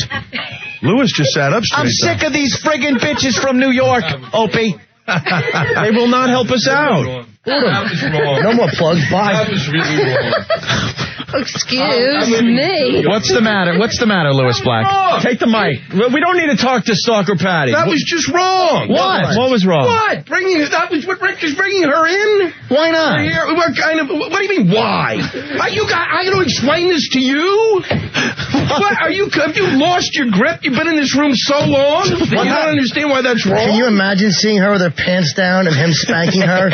And her little chiclet teeth falling out? You know how nice that would be? Wait, Patty really wants to be spanked? No. She's like leaning on her cane with the one good leg. I know. She's all gimpy. She's like Uncle Wiggly over there. Look at her. You're a mess. Ripped her quad. Yeah. She ripped her quad coming over on the bus. Yeah, that's what happened. Rick, what's going on? Guys, this is terrible. These girls got to get thrown out. I agree. These girls, out the window is where they're going to get thrown You're out. absolutely right. You know should not something? even be asking the question. They need to be thrown out and thrown out now, and they should consider themselves lucky that they're not dead. Rick, you are absolutely right. You know something, Candy? You are been a trooper or anything. These two, get out. Thank you. Get out. Don't let the door hit you on the ass on the way out. Don't even take time to put your goddamn clothes back on. I want that. Rick, escort the ladies out. I am tired of stripping. We have a huge star of the WWF here today, and we have girls from VIP, and they refuse to take their pants down because your ass hurts. Last time I was on here, this place was full of chicks. You are so right, Triple H. You are so right, Triple H. Yeah. He's never coming back. Your ass hurts. Rick, slam the door on their hurt asses when they leave. Goodbye. I am so tired. I am drawing a line in the sand today. No more moral strippers on this. I mean, just for a little spanking, what's the problem? Little tap. You need some kind of screening process or something. Yes. A room in the back where they have to get naked and do something first. Very good. And they qualify to get on the show. Qualifying round. Yes. Hunter, please do not let this keep you from coming back again to this show in the future. Please remember the good time you had last time. I'll come back banking on the fact that you guys will make it up to me next time I'm here. Tenfold. Yes. Tenfold will make it up. I've not lost my confidence in you two. We got something to look forward to. Yes. Just imagine what we'll have lined up next time he comes. Forget about it. You want to spank Ratso Rizzo before you leave? God damn. Knock her scoliosis straight.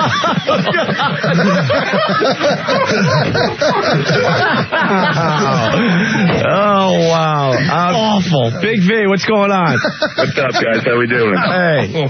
Big fan of Triple H. Big fan of what you do in that ring. I got a question for you. Yeah. Now that some of the old-timers are coming back like Hulk Hogan, I imagine while you were growing up, you probably watched him. How does it feel to work with those guys? That's pretty cool. You know, I mean, to watch the guys you grew up with. He's a little bit different now than when I grew up watching him. But, you know, it's pretty cool. I mean, it's like, you know, I'm sure if you played basketball and you get to come back and play with Larry Bird or something like that, it'd be, you know, a huge thrill. And, it's good to have him around, and like I say, he's the Babe Ruth of wrestling, and hopefully he can play a few innings and hit a few home runs and be good for the business. When you if say not, that, I'll hit him and he'll shatter like a pile of dust, and we'll go on. I was just going to ask you that. I know you're not a modest guy. How would you put yourself and your ring experience up against anybody who's been in the wrestling business? Where do you rank yourself? I'll go up against anybody from any time. You know what I mean? Awesome. There's been some greats in the business, but I'd like to consider myself one of them. So, everybody's got different styles, got their own gig, but, I'll put my stuff up against any of theirs. And, I'm looking forward to getting in the ring with Hogan, and I'm looking forward to getting in the ring with Flair and all those guys. Bring it on, brother. For me, yeah. Good deal. And I'll tell you what, Dave, one day I hope to get in the ring with you, my man. All right, man. All right, be good. Thanks, Big V. All right, later, guys. All right. I just hope I'm not 50 when he does it. He must give you crap about the Babe Ruth thing. Could you at least say DiMaggio? Does it have to go back to the old black and white fast motion films? Well, I guess we got to get him out of here. Yeah, Hunter. He's doing Conan O'Brien tonight. Candy, you want one more shot from Triple H? Yeah. Candy, hey, at first she was like, that hurts. Now she's like, a little more. All right, let's put a mic on Candy. Yeah. On the mouth part. Toronto is backing up now. Come in here, Mark. You got to warm it up. Sure. Warm it up. Warm it up. Warm it up, Mark. Rick, put the mic on her, because he'll move the microphone around the other way. See, Candy's a trooper, man. Ready. All right, there we go. He just hit it. That wasn't even Hunter. You give it like a good moan, not like you just crippled your moan. Wait, that wasn't even Triple H? No. All right. Listen to this smack. You got to give some type of consolation prize for me being here. Give them some type of orgasmic moan before I do it. Yeah. Before you do it? Yeah. Like right now? Yeah, oh yeah.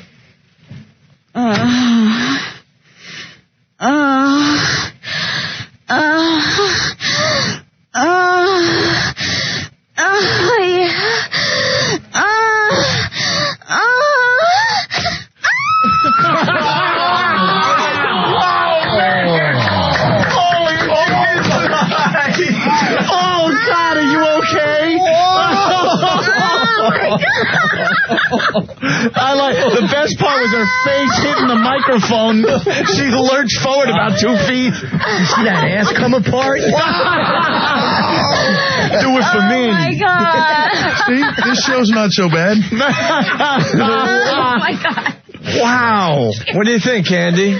Thanks. That was good. See? She's thanking him, so it couldn't be that bad. Bravo. All right. Triple H, thanks for hanging with us. And next time, you're going to say that you're going to need an IV drip of some sort of antibiotic when you leave next time. All right. That's how many sick girls we're going to bring in for you. All right, let's do it. I just want to mention one more thing before I go. Mm-hmm. Continental Airlines Arena on the 28th of March. It's a Thursday night. NWO is going to be there. Hulk Hogan in his first appearance since, the 1800s. No, since 1993 is going to be there, and I'm going to be in Continental Airlines Arena. I'm a little bit flustered now. Yeah. For the first time in over a year, and that's it's not a SmackDown, but it's a huge event, and it's on a Thursday night, and we're going to rock that place. So that's the place to be. Cool. And WrestleMania Sunday. Watch me become WWF World Champion and kick Chris Jericho's ass. That is going to be fun to watch. Pay-per-view Sunday. Yeah. Cool. What, Patty? Patty's a little embarrassed to ask him to smack her just once. What? She's gonna break in half. He's not gonna hold back. Patty, are you insane? You're asking that question. Yeah, I know. Pants. Oh my God. You know this what? is a girl. He's never coming back. I know. How are we going to give him... The last image he's going to have is of Stalker Patty's butt. It's not pretty, my friend. So anyways, gotta go. Yeah, exactly. Hunter's gotta leave. Unfortunately, I've gotta go. But I thought you were in character. Yeah. All right. Wait, hold on, I'm getting out of character. Yeah, that's what it is. Gotta go. Damn it, he's out of character. But see, if he spanks Stalker Patty, then when he has to talk to Stephanie about his appearance on the show, this could make it a little better. Look, do you want to abuse our guests like this? Yeah. Look at the girl. First of all, she can't take a hit. She's got a bum leg. She's got a Treblinka hairdo. That's not my fault. She's not looking. Not my fault. Well, she has hair like Ewan McGregor. It's not my fault. All right, we're not going to put Triple H through this. No, of course not. I've got to tag out the Lewis on this one. Tag out. No, Lewis? no, not even if you come at me. I'd rather take a punch. There's a few things Lewis will fight about, and this is one of them. Yeah, exactly.